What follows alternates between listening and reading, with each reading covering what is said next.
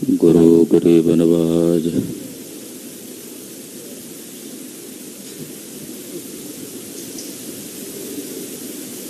गुरु नानक पाद बंदन पाद सिमरो अंगद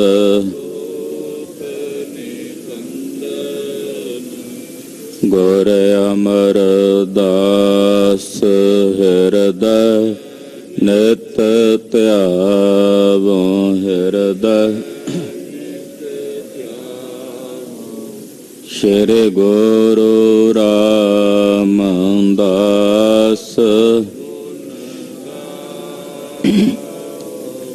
गुरु अर्जन बेघनन के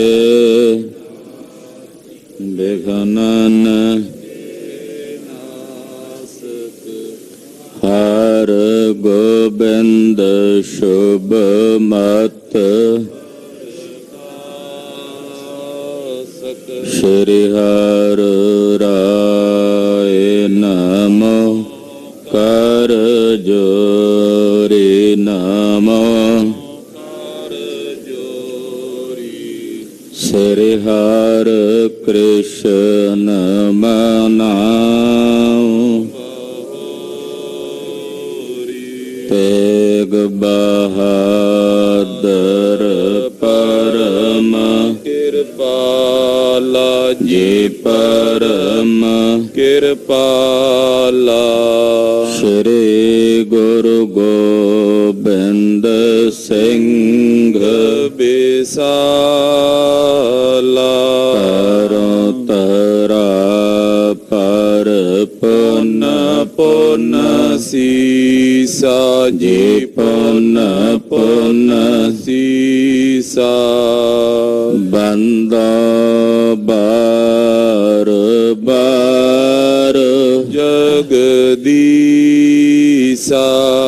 कंकर सतगुरु ते प्रसाद सच होए। वाहे गुरु जी की फतेह है बेगन विनाशन सोए। जिसमें अमृत ज्ञान है मानक भगत वैराग। गुरु ग्रंथ साहिब उदद बंदों करे अनुराग। गुरु ग्रंथ साहिब उदद बंदों करे अनुराग।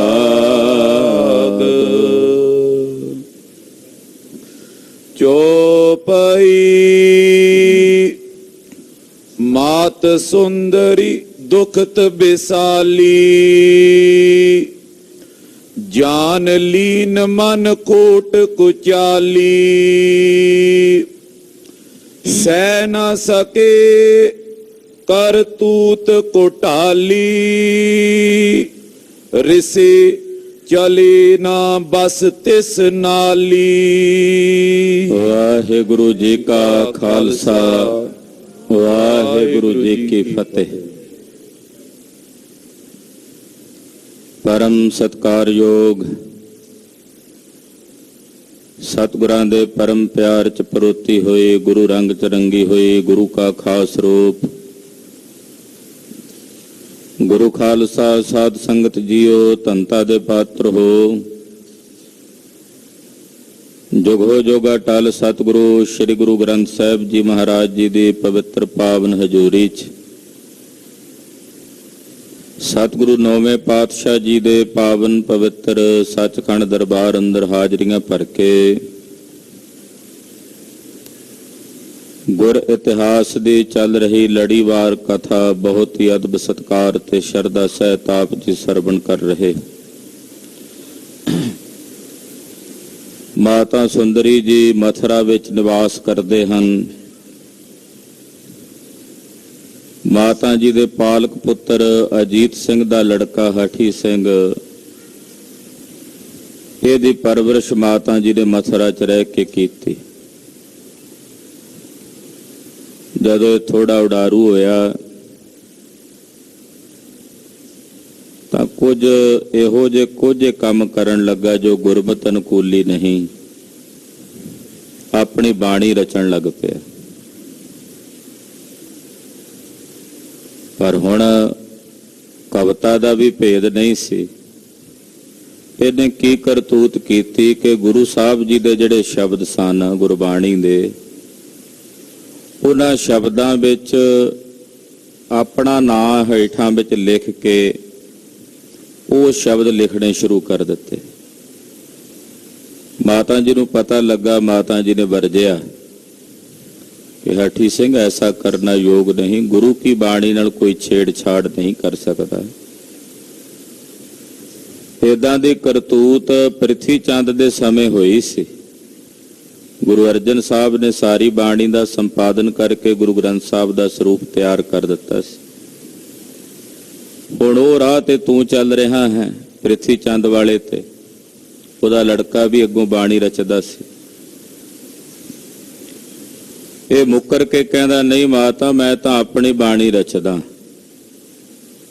ਮਾਤਾ ਜੀ ਕਹਿੰਦੇ ਵੀ ਜਿਹੜੇ ਸ਼ਬਦਾਂ ਵਿੱਚ ਤੂੰ ਆਪਣਾ ਨਾਂ ਲਿਖ ਕੇ ਰਚ ਦਿੰਦਾ, ਸਿੱਖਾਂ ਨੂੰ ਪਛਾਣ ਨਹੀਂ ਬਾਣੀ ਦੀ। ਜਿਹੜੇ ਰੋਜ਼ ਗੁਰਬਾਣੀ ਦੇ ਅਭਿਆਸੀ ਨੇ ਉਹ ਤਾਂ ਜਾਣਦੇ ਨੇ। ਇਹ ਬਾਅਦ ਨਹੀਂ ਆਇਆ ਤਾਂ ਮਾਤਾ ਸੁੰਦਰੀ ਜੀ ਦਾ ਮਨ ਇਹਦੇ ਤੋਂ ਵੀ ਉਪਰਾਮ ਹੋ ਗਿਆ। ਆਓ ਮਨ ਬਿਰਤੀਆਂ ਇਕਾਗਰ ਕਰਕੇ ਮਾਤਾ ਜੀ ਦੇ ਪਵਿੱਤਰ ਇਤਿਹਾਸ ਦੀ ਕਥਾ ਸਰਵਣ ਕਰੀਏ। ਗੁਰੂ ਚਰਨਾਂ ਵਿੱਚ ਆਪਣੀਆਂ ਹਾਜ਼ਰੀਆਂ ਲਵਾਉਂਦਿਆਂ ਸਮੂਹ ਮਾਈ ਭਾਈ ਆਖੋ ਜੀ ਸਤਨਾਮ ਸ੍ਰੀ ਵਾਹਿਗੁਰੂ ਸਾਹਿਬ ਜੀ। ਸਤਨਾਮ ਸ੍ਰੀ ਵਾਹਿਗੁਰੂ ਸਾਹਿਬ ਜੀ। ਚੌਪਈ ਮਾਤ ਸੁੰਦਰੀ ਦੁਖਤ ਬਿਸਾਲੀ। ਮਾਤਾ ਸੁੰਦਰੀ ਜੀ ਦਾ ਹਿਰਦਾ ਬੜਾ ਦੁਖੀ ਹੋਇਆ ਜਦੋਂ ਹਾਠੀ ਸਿੰਘ ਨੇ ਆਹ ਕਰਤੂਤ ਕੀਤੀ। ਜਾਨ ਲੀਨ ਮਨ ਖੋਟ ਕੁਚਾਲੀ। ਜਾਣ ਲਿਆ ਕਿ ਹਾਠੀ ਸਿੰਘ ਦੀ ਇਹ ਵੱਡੀ ਖੋਟ ਹੈ, ਇਹਦਾ ਕੋਝਾ ਕਰਮ ਹੈ। ਸਹਿ ਨ ਸਕੇ ਕਰਤੂਤ ਘੁਟਾਲੀ। ਇਹਦੇ ਵੱਲੋਂ ਕੀਤੀ ਇਹ ਮਾੜੇ ਢਾਲ ਤਰੀਕੇ ਦੇ ਨਾਲ ਗੁਰਬਾਣੀ ਨਾਲ ਜਿਹੜੀ ਇਹਨੇ ਛੇੜਛਾੜ ਕੀਤੀ ਹੈ, ਗੁਰਬਾਣੀ ਨੂੰ ਆਪਣੇ ਨਾਂ ਦੇ ਉੱਤੇ ਲਿਖਣਾ ਸ਼ੁਰੂ ਕੀਤਾ ਹੈ। ਮਾਤਾ ਜੀ ਕੋਲੋਂ ਇਹ ਗੱਲ ਸਹੀ ਨਹੀਂ ਗਈ, ਕਿਸੇ ਵੀ ਸਿੱਖ ਕੋਲੋਂ ਨਹੀਂ ਬਰਦਾਸ਼ਤ ਹੁੰਦੀ। ਰਿਸੀ ਚਲੇ ਨੇ ਬਸ ਤਿਸ ਨਾਲੀ। ਮਾਤਾ ਜੀ ਦਾ ਮਨ ਰੋਸ ਵਿੱਚ ਆਇਆ, ਪਰ ਹਾਠੀ ਸਿੰਘ ਦੇ ਉੱਤੇ ਮਾਤਾ ਜੀ ਬਿਰਧ ਅਵਸਥਾ ਵਿੱਚ ਸਨ, ਇਹਦੇ ਤੇ ਕੋਈ ਵਸ ਨਹੀਂ ਚੱਲਿਆ। ਸਮ ਅਜੀਤ ਸਿੰਘ ਕੇ ਤੈ ਮਾਨਾ। ਮਾਤਾ ਜੀ ਨੇ ਆਖਿਆ ਜਿਵੇਂ ਇਹਦਾ ਪਿਓ ਸੀ ਮਾੜੀਆਂ ਕਰਤੂਤਾਂ ਵਾਲਾ ਅਜੀਤ ਸਿੰਘ, ਇਹ ਵੀ ਆਪਣੇ ਪਿਓ ਦੇ ਨਕਸ਼ੇ ਕਦਮਾਂ ਤੇ ਚੱਲ ਪਿਆ, ਉਸੇ ਦਾ ਹੀ ਦੂਜਾ ਰੂਪ ਹੈ। ਕਰਿਓ ਸਨੇਹ ਦੇ ਤੇ ਹਾਨਾ। ਮਾਤਾ ਜੀ ਨੇ ਉਸੇ ਦਿਨ ਤੋਂ ਆਪਣੇ ਮਨ ਦਾ ਸਨੇਹ ਦੇ ਨਾਲੋਂ ਤੋੜ ਲਿਆ। ਜਦੋਂ ਇਹਨੇ ਗੁਰਬਾਣੀ ਨੂੰ ਆਪਣੀ ਮਰਜ਼ੀ ਮੁਤਾਬਕ ਲਿਖਣਾ ਸ਼ੁਰੂ ਕਰ ਦਿੱਤਾ, ਆਪਣੇ ਨਾਂ ਹੇਠਾਂ ਜਿੱਥੇ ਨਾਨਕ ਪਦ ਆਉਂਦਾ ਸੀ ਉੱਥੇ ਆਪਣਾ ਨਾਂ ਲਿਖ ਦਿੰਦਾ ਸੀ, ਤੋ ਮਾਤਾ ਜੀ ਨੇ ਉਸੇ ਦਿਨ ਹੀ ਇਹਨੂੰ ਆਪਣੇ ਹਿਰਦੇ ਚੋਂ ਲਾਹ ਦਿੱਤਾ, ਇਹਦਾ ਸਨੇਹ ਖਤਮ ਕਰ ਦਿੱਤਾ। ਕੋਪ ਕਰੇ ਸੋ ਮਾਨੇ ਨਾਈ। ਮਾਤਾ ਜੀ ਕਈ ਵਾਰੀ ਗੁੱਸੇ ਹੁੰਦੇ ਇਹਨੂੰ ਤਾੜਦੇ ਨੇ, ਪਰ ਇਹ ਅੱਗੋਂ ਮੰਨਦਾ ਨਹੀਂ। ਚਇਓ ਜਾਉ ਦਿੱਲੀ ਪੁਰ ਮਾਈ। ਮਾਤਾ ਜੀ ਨੇ ਇੱਛਾ ਕੀਤੀ ਕਿ ਹੁਣ ਮਥੁਰਾ ਛੱਡ ਕੇ ਦਿੱਲੀ ਚਲੀ ਜਾਵਾਂ, ਇਹ ਇੱਥੇ ਮਾੜੀਆਂ ਕਰਤੂਤਾਂ ਕਰੀ ਜਾਵੇ, ਰਹੀ ਜਾਵੇ, ਇੱਥੇ ਰਹਿਣਾ ਮੇਰੇ ਲਈ ਯੋਗ ਨਹੀਂ। ਕੀਤਕ ਦਿਵਸ ਵਿਚਾਰਨ ਕਰੀ। ਏਦਾਂ ਮਾਤਾ ਜੀ ਨੇ ਕੁਝ ਦਿਨ ਤਾਂ ਵਿਚਾਰ ਕਰਦੇ ਰਹੇ ਦਿੱਲੀ ਜਾਣ ਦੀ। ਤਿਆਰ ਹੋਏ ਸਿਅੰਦਨ ਪਰ ਚਰੀ। ਅਖੀਰ ਮਾਤਾ ਜੀ ਤਿਆਰ ਹੋਏ ਤੇ ਰੱਥ ਤੇ ਸਵਾਰ ਹੋ ਕੇ ਦਿੱਲੀ ਨੂੰ ਚੱਲ ਪਏ। ਹੱਥ ਜੋੜ ਪੁਨਰਿਓ ਹਟਾਏ। ਇਹ ਹੱਥ ਜੋੜ ਕੇ ਕਹਿੰਦਾ ਰਿਹਾ ਮਾਤਾ ਜੀ ਨਾ ਜਾਓ, ਨਾ ਜਾਓ, ਪਰ ਮਾਤਾ ਜੀ ਨਹੀਂ ਇਹਦੀ ਗੱਲ ਮੰਨੀ। ਮਾਤ ਨਾ ਹਟੀ ਕਨੀ ਰਿਸ ਪਾਏ। ਮਾਤਾ ਜੀ ਦਾ ਮਨ ਵੱਡੇ ਰੋਸ ਵਿੱਚ ਸੀ। ਮਾਤਾ ਜੀ ਨਹੀਂ ਪਰਤੇ, ਨਹੀਂ ਮੁੜੇ ਤੇ ਚੱਲ ਪਏ। ਚਲ ਕਰ ਪੰਥ ਉਲੰਘਤ ਸਾਰੇ। ਮਥੁਰਾ ਤੋਂ ਦਿੱਲੀ ਦਾ ਪੈਂਡਾ ਕੋਈ ਬਹੁਤਾ ਲੰਮਾ ਨਹੀਂ ਆ। ਚੱਲ ਕੇ ਮਾਤਾ ਜੀ ਦਿੱਲੀ ਆ ਗਏ। ਸੰਗਤ ਆਈ ਸੁਨਤੇ ਅਗਾਰੇ। ਹੁਣ ਜਦੋਂ ਦਿੱਲੀ ਦੀ ਸੰਗਤ ਨੂੰ ਪਤਾ ਲੱਗਾ ਕਿ ਮਾਤਾ ਜੀ ਆਏ ਹਨ, ਤੋ ਸੰਗਤ ਸਾਰੀ ਸਵਾਗਤ ਕਰਨ ਲਈ ਮਾਤਾ ਜੀ ਦੇ ਲਈ ਅੱਗੇ ਆਏ। ਬਹੁਤ ਸਨਮਾਨ ਸਹਿਤ ਲੈ ਗਏ। ਬੜੇ ਸਨਮਾਨ ਨਾਲ ਮਾਤਾ ਜੀ ਦੀ ਹਵੇਲੀ, ਜਿੱਥੇ ਗੁਰਦੁਆਰਾ ਸੀਸਗੰਜ ਸਾਹਿਬ ਦੇ ਨੇੜੇ ਮਾਤਾ ਜੀ ਦੀ ਹਵੇਲੀ ਸੀ ਚਾਂਦਨੀ ਚੌਂਕ ਦੇ, ਉੱਥੇ ਮਾਤਾ ਜੀ ਰਿਹਾ ਕਰਦੇ ਸਨ। ਉੱਥੇ ਬੜੇ ਸਤਿਕਾਰ ਨਾਲ ਮਾਤਾ ਜੀ ਨੂੰ ਲੈ ਕੇ ਗਏ। ਧਰੇ ਅਕੋਰਨ ਬੰਧਨ ਕਏ। ਅਨੇਕਾਂ ਪ੍ਰਕਾਰ ਦੀਆਂ ਕੋਰਾਂ ਪਟਾਵਾਂ ਮਾਤਾ ਜੀ ਦੇ ਚਰਨਾਂ 'ਚ ਅਰਪਣ ਕਰਕੇ ਸਾਰੀ ਸੰਗਤ ਬੜੇ ਅਦਬ ਨਾਲ ਮੱਥਾ ਟੇਕਦੀ ਹੈ। ਆਪਣੇ ਘਰ ਮੈਂ ਪ੍ਰਵਸ਼ੀ ਜਾਏ। ਮਾਤਾ ਜੀ ਆਪਣੇ ਨਿਜ ਘਰ ਵਿੱਚ, ਜੋ ਮਾਤਾ ਜੀ ਦੀ ਹਵੇਲੀ ਸੀ ਦਿੱਲੀ ਵਿੱਚ, ਉਸ ਹਵੇਲੀ 'ਚ ਮਾਤਾ ਜੀ ਨੇ ਨਿਵਾਸ ਕੀਤਾ। ਦਰਸ਼ਨ ਕਰੇ ਸਿੱਖ ਸਮੁਦਾਇ। ਜਿੰਨੀਆਂ ਸਿੱਖ ਸੰਗਤਾਂ ਨੇ, ਚਾਹੇ ਉਹ ਦਿੱਲੀ ਦੀਆਂ ਨੇ, ਚਾਹੇ ਉਹ ਪੰਜਾਬ ਦੀਆਂ ਨੇ, ਸਾਰੀਆਂ ਸੰਗਤਾਂ ਆ ਕੇ ਮਾਤਾ ਜੀ ਦੇ ਕੋਲ ਮਾਤਾ ਜੀ ਦੇ ਦਰਸ਼ਨ ਦਿਦਾਰੇ ਕਰਦੀਆਂ ਹਨ। ਆਯੁਧ ਕਸ਼ਟ ਗੁਰੂ ਕੇ ਜੋ। ਮਾਤਾ ਜੀ ਦੇ ਪਾਸ ਜਿਹੜੇ 6ਵੇਂ ਪਾਤਸ਼ਾਹ ਜਾਂ 10ਵੇਂ ਪਾਤਸ਼ਾਹ ਦੇ ਸ਼ਸਤਰ ਨੇ, ਜਿਹੜੇ ਮਾਤਾ ਸਾਹਿਬ ਦੇਵਾਂ ਜੀ ਨੂੰ ਕਲਗੀਧਰ ਜੀ ਨੇ ਸ੍ਰੀ ਹਜ਼ੂਰ ਸਾਹਿਬ ਤੋਂ ਦੇ ਕੇ ਭੇਜੇ ਸਨ, ਉਹ ਹੁਣ ਮਾਤਾ ਸੁੰਦਰੀ ਜੀ ਦੇ ਪਾਸ ਨੇ। ਉਹਨਾਂ ਸ਼ਸਤਰਾਂ ਦੀ ਪੂਜਾ ਮਾਤਾ ਜੀ ਆਪਣੇ ਅੰਤਲੇ ਸਾਹਾਂ ਤੱਕ ਕਰਦੇ ਰਹੇ। ਆਪਣੇ ਸਮਾਵਣ ਤੋਂ ਬਾਅਦ ਮਾਤਾ ਜੀ ਨੇ ਉਹ ਸ਼ਸਤਰ ਇੱਕ ਸਿੰਘ ਨੂੰ ਦਿੱਤੇ ਤੇ ਉਹਨੇ ਵੀ ਸੇਵਾ ਕੀਤੀ। ਸਹਿਜੇ ਸਹਿਜੇ ਇਸੇ ਤਰ੍ਹਾਂ ਉਹਨਾਂ ਦੇ ਖਾਨਦਾਨ 'ਚ ਸੇਵਾ ਚੱਲਦੀ। ਫਿਰ ਪੰਥ ਦੇ ਗੁਰਮਤੇ ਨਾਲ ਉਹ ਸ਼ਸਤਰ ਗੁਰਦੁਆਰਾ ਰਕਾਬਗੰਜ ਸਾਹਿਬ ਵਿਖੇ ਸੁਭਾਏਮਾਨ ਕਰ ਦਿੱਤੇ ਗਏ। ਇਹ ਵਾਰਤਾ ਭਾਈ ਕਾਹਨ ਸਿੰਘ ਨਾਭਾ ਜੀ ਨੇ ਲਿਖੀ, ਉਹਨਾਂ ਦੇ ਅਨੁਸਾਰ ਮੈਂ ਬੇਨਤੀ ਕਰ ਰਿਹਾ। ਹਾਂਜੀ। ਆਨੇ ਸੰਗ ਪੂਜ ਤਿਨ ਹੋ। ਉਹ ਸ਼ਸਤਰ ਮਾਤਾ ਜੀ ਨਾਲ ਹੀ ਰੱਖਦੇ ਸੀ। ਮਥੁਰਾ ਵੀ ਨਾਲ ਲੈ ਗਏ ਸੀ, ਦਿੱਲੀ ਲੈ ਕੇ ਆਏ। ਉਹਨਾਂ ਸ਼ਸਤਰਾਂ ਦੀ ਮਾਤਾ ਜੀ ਜਿੱਥੇ ਆਪ ਪੂਜਾ ਕਰਦੇ ਨੇ, ਉੱਥੇ ਸਾਰੇ ਸਿੱਖ ਵੀ ਆ ਕੇ ਪੂਜਾ ਕਰਦੇ ਹਨ। ਰਾਜਾ ਰਾਮ ਸੋ ਸ਼ਾਹ ਵਜ਼ੀਰ। ਇੱਥੇ ਇੱਕ ਮਾਤਾ ਜੀ ਦੇ ਦਰ ਘਰ ਦਾ, ਗੁਰੂ ਘਰ ਦਾ ਸੇਵਕ ਸੀ, ਇਹਦਾ ਨਾਂ ਸੀ ਰਾਜਾ ਰਾਮ। ਇਹ ਜਿਹੜਾ ਰਾਜਾ ਰਾਮ ਸੀ, ਇਹ ਬਾਦਸ਼ਾਹ ਦਾ ਵਜ਼ੀਰ ਸੀ ਉਸ ਸਮੇਂ, ਦਿੱਲੀ ਦੇ ਬਾਦਸ਼ਾਹ ਦਾ, ਕਿਉਂਕਿ ਫਰਕਸ਼ੀਅਰ ਵੀ ਮਰ ਚੁੱਕਾ ਹੈ। ਤੋ ਬਾਦਸ਼ਾਹ ਦਾ ਇਹ ਵਜ਼ੀਰ ਸੀ ਰਾਜਾ ਰਾਮ, ਤੇ ਮਾਤਾ ਜੀ ਦੇ ਦਰ ਘਰ ਦਾ ਸੇਵਾਦਾਰ ਸੀ। ਸੁਨ ਕਰ ਆਏ ਸੁੰਦਰੀ ਤੀਰ। ਰਾਜੇ ਰਾਮ ਨੇ ਸੁਣਿਆ ਕਿ ਮਾਤਾ ਜੀ ਆਏ ਨੇ ਚੱਲ ਕੇ, ਤੋ ਰਾਜਾ ਰਾਮ ਮਾਤਾ ਜੀ ਦੇ ਦਰਸ਼ਨਾਂ ਵਾਸਤੇ ਆਇਆ। ਦਿਓ ਦਰਬ ਬੰਧਨ ਬੋਕੀਨ। ਯਥਾ ਸ਼ਕਤ ਜੋ ਮਾਇਆ, ਇਹਨੇ ਮਾਤਾ ਜੀ ਦੇ ਚਰਨਾਂ 'ਚ ਦਸਵੰਧ ਦੀ ਭੇਟ ਕੀਤੀ, ਨਾਲੇ ਮਾਤਾ ਜੀ ਨੂੰ ਮੱਥਾ ਟੇਕਿਆ। ਮਾਤ ਖੁਸ਼ੀ ਕਰ ਆਸ਼ਕ ਦੀਨ। ਮਾਤਾ ਜੀ ਨੇ ਖੁਸ਼ੀ ਸਹਿਤ ਇਹਨੂੰ ਆਸ਼ੀਰਵਾਦ ਦਿੱਤੀ, ਅਸੀਸ ਦਿੱਤੀ। ਪੂਰਬ ਕੇ ਪਰ ਸੰਗ ਪੁੰਨ ਕਏ। ਇਹ ਜਿਹੜੇ ਪਹਿਲਾਂ ਦਿੱਲੀ ਵਿੱਚ ਘਟਨਾਵਾਂ ਘਟੀਆਂ ਸਨ, ਜਿਵੇਂ ਬੇਨਵਿਆਂ ਨੇ ਸੀਸਗੰਜ ਸਾਹਿਬ ਜਾਂ ਰਕਾਬਗੰਜ ਸਾਹਿਬ ਸਥਾਨਾਂ ਦੀ ਬੇਅਦਬੀ ਕੀਤੀ ਸੀ, ਉਹ ਸਾਰੇ ਪ੍ਰਸੰਗਾਂ ਦੀ ਗੱਲਬਾਤ ਹੋਈ। ਕਹਾ ਅਜੀਤ ਸਿੰਘ ਮ੍ਰਿਤਿਉ ਲਏ। ਫਿਰ ਜਿਵੇਂ ਅਜੀਤ ਸਿੰਘ ਦੀ ਮੌਤ ਹੋਈ, ਕਿਵੇਂ ਉਹਨੂੰ ਮਾਰਿਆ ਬਾਦਸ਼ਾਹ ਨੇ, ਉਹ ਸਾਰੇ ਪ੍ਰਸੰਗ ਰਾਜੇ ਰਾਮ ਦੇ ਨਾਲ ਮਾਤਾ ਜੀ ਦੇ ਸਾਂਝੇ ਹੋਏ। ਹੋਨ ਹਾਰ ਸੋ ਮਿਟਤ ਨ ਕਬੇ। ਕਹਿੰਦੇ ਮਾਤਾ ਜੀ ਹੋਣੀ ਸੀ, ਜਿਹੜੀ ਹੋਣੀ ਆ ਉਹ ਮਿਟਦੀ ਨਹੀਂ, ਉਹ ਵਰਤ ਕੇ ਰਹਿੰਦੀ ਹੈ। ਬੁੱਧ ਬਲ ਤੇ ਪ੍ਰਯਾਸ ਕਰੇ ਸਬੈ। ਜਿੰਨੇ ਮਰਜੀ ਬੰਦਾ ਆਪਣੇ ਬੁੱਧੀ ਦੇ ਘੋੜੇ ਦੌੜਾ ਲਵੇ ਕਿ ਮੈਂ ਹੋਣੀ ਰੋਕ ਦਿਆਂ, ਪਰ ਜਿਹੜੀ ਹੋਣੀ ਹੈ ਨਾ ਗੁਰੂ ਖਾਲਸਾ ਜੀ, ਹੋਣੀ ਨੂੰ ਨਹੀਂ ਕੋਈ ਰੋਕ ਸਕਦਾ, ਉਹ ਤਾਂ ਵਰਤ ਕੇ ਰਹਿੰਦੀ ਹੈ। ਜਿੰਨਾ ਮਰਜੀ ਬੰਦਾ ਆਪਣੇ ਬੁੱਧੀ ਦੇ ਉਪਾਰ ਰਚ ਲਵੇ। ਪੁਨ ਮਾਤਾ ਨੇ ਪਨਿਓ ਬਿਰਤਾਂਤ। ਫਿਰ ਜਦੋਂ ਰਾਜੇ ਰਾਮ ਨੇ ਏਦਾਂ ਬਚਨ ਕਹੇ, ਸੁਣ ਕੇ ਮਾਤਾ ਸੁੰਦਰੀ ਜੀ ਬੋਲੇ, ਮੁਝ ਕੋ ਸੰਕਟ ਰਹੇ ਅਨੰਤ। ਮਾਤਾ ਜੀ ਕਹਿਣ ਲੱਗੇ, ਰਾਜਾ ਰਾਮ ਤੂੰ ਜਾਣਦਾ ਹੈ, ਮੈਂ ਆਪਣਾ ਜੀਵਨ ਬੜੇ ਸੰਕਟ ਵਿੱਚ ਬਤੀਤ ਕੀਤਾ। ਕਲਗੀਧਰ ਜੀ ਦੇ ਸੱਚਖੰਡ ਜਾਣ ਤੋਂ ਬਾਅਦ ਕੋਈ ਜੀਵਨ ਸੁਖਾਲਾ ਨਹੀਂ ਮਾਤਾ ਜੀ ਦਾ। ਮਾਤਾ ਜੀ ਕਹਿੰਦੇ ਮੇਰਾ ਜੀਵਨ ਵੱਡੇ ਸੰਕਟਾਂ ਵਿੱਚ, ਸੰਘਰਸ਼ਾਂ ਵਿੱਚ ਬੀਤਿਆ। ਲੜ ਕਰ ਜਬ ਅਜੀਤ ਸਿੰਘ ਮਾਰਾ। ਜਿਨ੍ਹਾਂ ਦਿਨਾਂ 'ਚ ਅਜੀਤ ਸਿੰਘ ਇੱਥੇ ਲੜਿਆ ਸੀ ਤੇ ਬਾਦਸ਼ਾਹ ਦੇ ਸਿਪਾਹੀਆਂ ਨੇ ਉਹਨੂੰ ਮਾਰਿਆ। ਪਿੱਛੇ ਲੁੱਟਿਓ ਮੋਏ ਘਰ ਸਾਰਾ। ਮੈਂ ਤਾਂ ਪਹਿਲਾਂ ਚਲੀ ਗਈ ਸੀ, ਪਿੱਛੋਂ ਮੇਰਾ ਘਰ ਵੀ ਜਿਹੜਾ ਸੀ ਉਹ ਬਾਦਸ਼ਾਹ ਦੇ ਬੰਦਿਆਂ ਨੇ ਲੁੱਟ ਲਿਆ ਸੀ। ਮੇਰੇ ਘਰ ਦਾ ਰਾਜ ਸਾਜ ਅਜੀਤ ਸਿੰਘ ਜਿੱਥੇ ਰਹਿੰਦਾ ਸੀ ਹੈ ਤਾਂ ਉਹ ਵੀ ਮੇਰਾ ਹੀ ਘਰ ਸੀ ਨਾ। ਤੋ ਬਾਦਸ਼ਾਹ ਦੇ ਸਿਪਾਹੀਆਂ ਨੇ ਉਹ ਸਾਰਾ ਘਰ ਲੁੱਟ ਲਿਆ ਸੀ। ਵਸਤ ਸ਼ਾਹ ਕੇ ਗਈ ਖਜ਼ਾਨੇ। ਬਹੁਤ ਸਾਰੀਆਂ ਵਸਤੂਆਂ ਸਾਡੀਆਂ ਘਰ ਦੀਆਂ ਜਿਹੜੀਆਂ ਕੀਮਤੀ ਵਸਤੂਆਂ, ਦੁਰਲਭ ਵਸਤੂਆਂ ਪੁਰਾਣੀਆਂ ਸਨ ਗੁਰੂ ਸਾਹਿਬ ਦੇ ਸਮੇਂ ਦੀਆਂ, ਉਹਦੇ ਵਿੱਚੋਂ ਵੀ ਬਹੁਤ ਸਾਰੀਆਂ ਵਸਤੂਆਂ ਬਾਦਸ਼ਾਹ ਦੇ ਖਜ਼ਾਨੇ ਚਲੀਆਂ ਗਈਆਂ। ਜਦੋਂ ਲੁੱਟ ਕੇ ਲੈ ਗਏ ਅਜੀਤ ਸਿੰਘ ਨੂੰ ਮਾਰ ਕੇ। ਵਰਜਿਓ ਕਿਸੂ ਨ ਮਮ ਕਰ ਜਾਣੇ। ਕਿਸੇ ਨੇ ਵਰਜਿਆ ਨਹੀਂ ਹੈ ਵੀ ਇਹ ਮਾਤਾ ਜੀ ਦਾ ਘਰ ਹੈ, ਵੀ ਇਸ ਘਰ ਨੂੰ ਤੂੰ ਕਿਉਂ ਲੁੱਟਦਾ, ਪਰ ਉਹਨਾਂ ਸਿਪਾਹੀਆਂ ਨੇ ਆਪ ਹੁਦਰੀ ਕੀਤੀ। ਰਾਜਾ ਰਾਮ ਸੁਨਤ ਕੈ ਧੀਰ। ਰਾਜਾ ਰਾਮ ਬੋਲਿਆ ਮਾਤਾ ਜੀ ਨੂੰ ਧੀਰਜ ਦੇਂਦਿਆਂ ਕਹਿਣ ਲੱਗਾ, ਮੈਂ ਅਬ ਕਉ ਸ਼ਾਹ ਕੇ ਤੀਰ।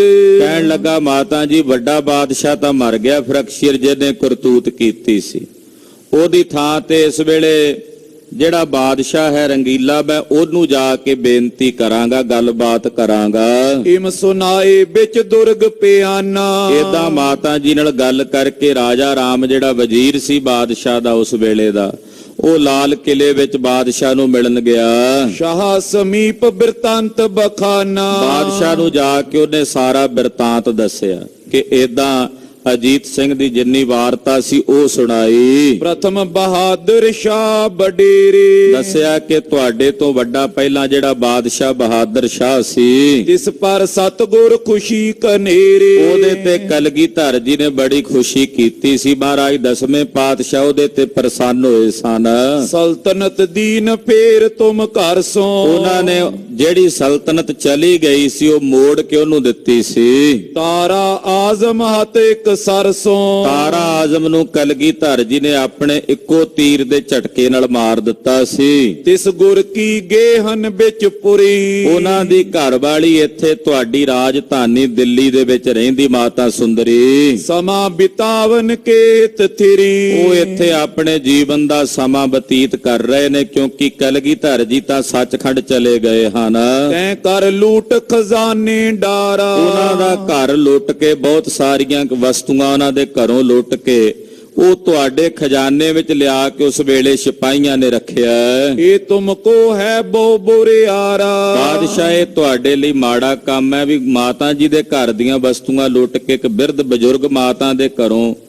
ਬਾਦਸ਼ਾਹ ਨੂੰ ਇਹ ਗੱਲਾਂ ਥੋੜੀ ਸੋਭਦੀਆਂ ਨੇ ਵੀ ਉਹਨਾਂ ਦੇ ਘਰੋਂ ਵਸਤੂਆਂ ਲੁੱਟ ਕੇ ਘਰ ਲਿਆਂਦੀਆਂ ਨੇ। ਗੁਰ ਪੀਰਨ ਕੋ ਅਦਬ ਬਡੇਰਾ।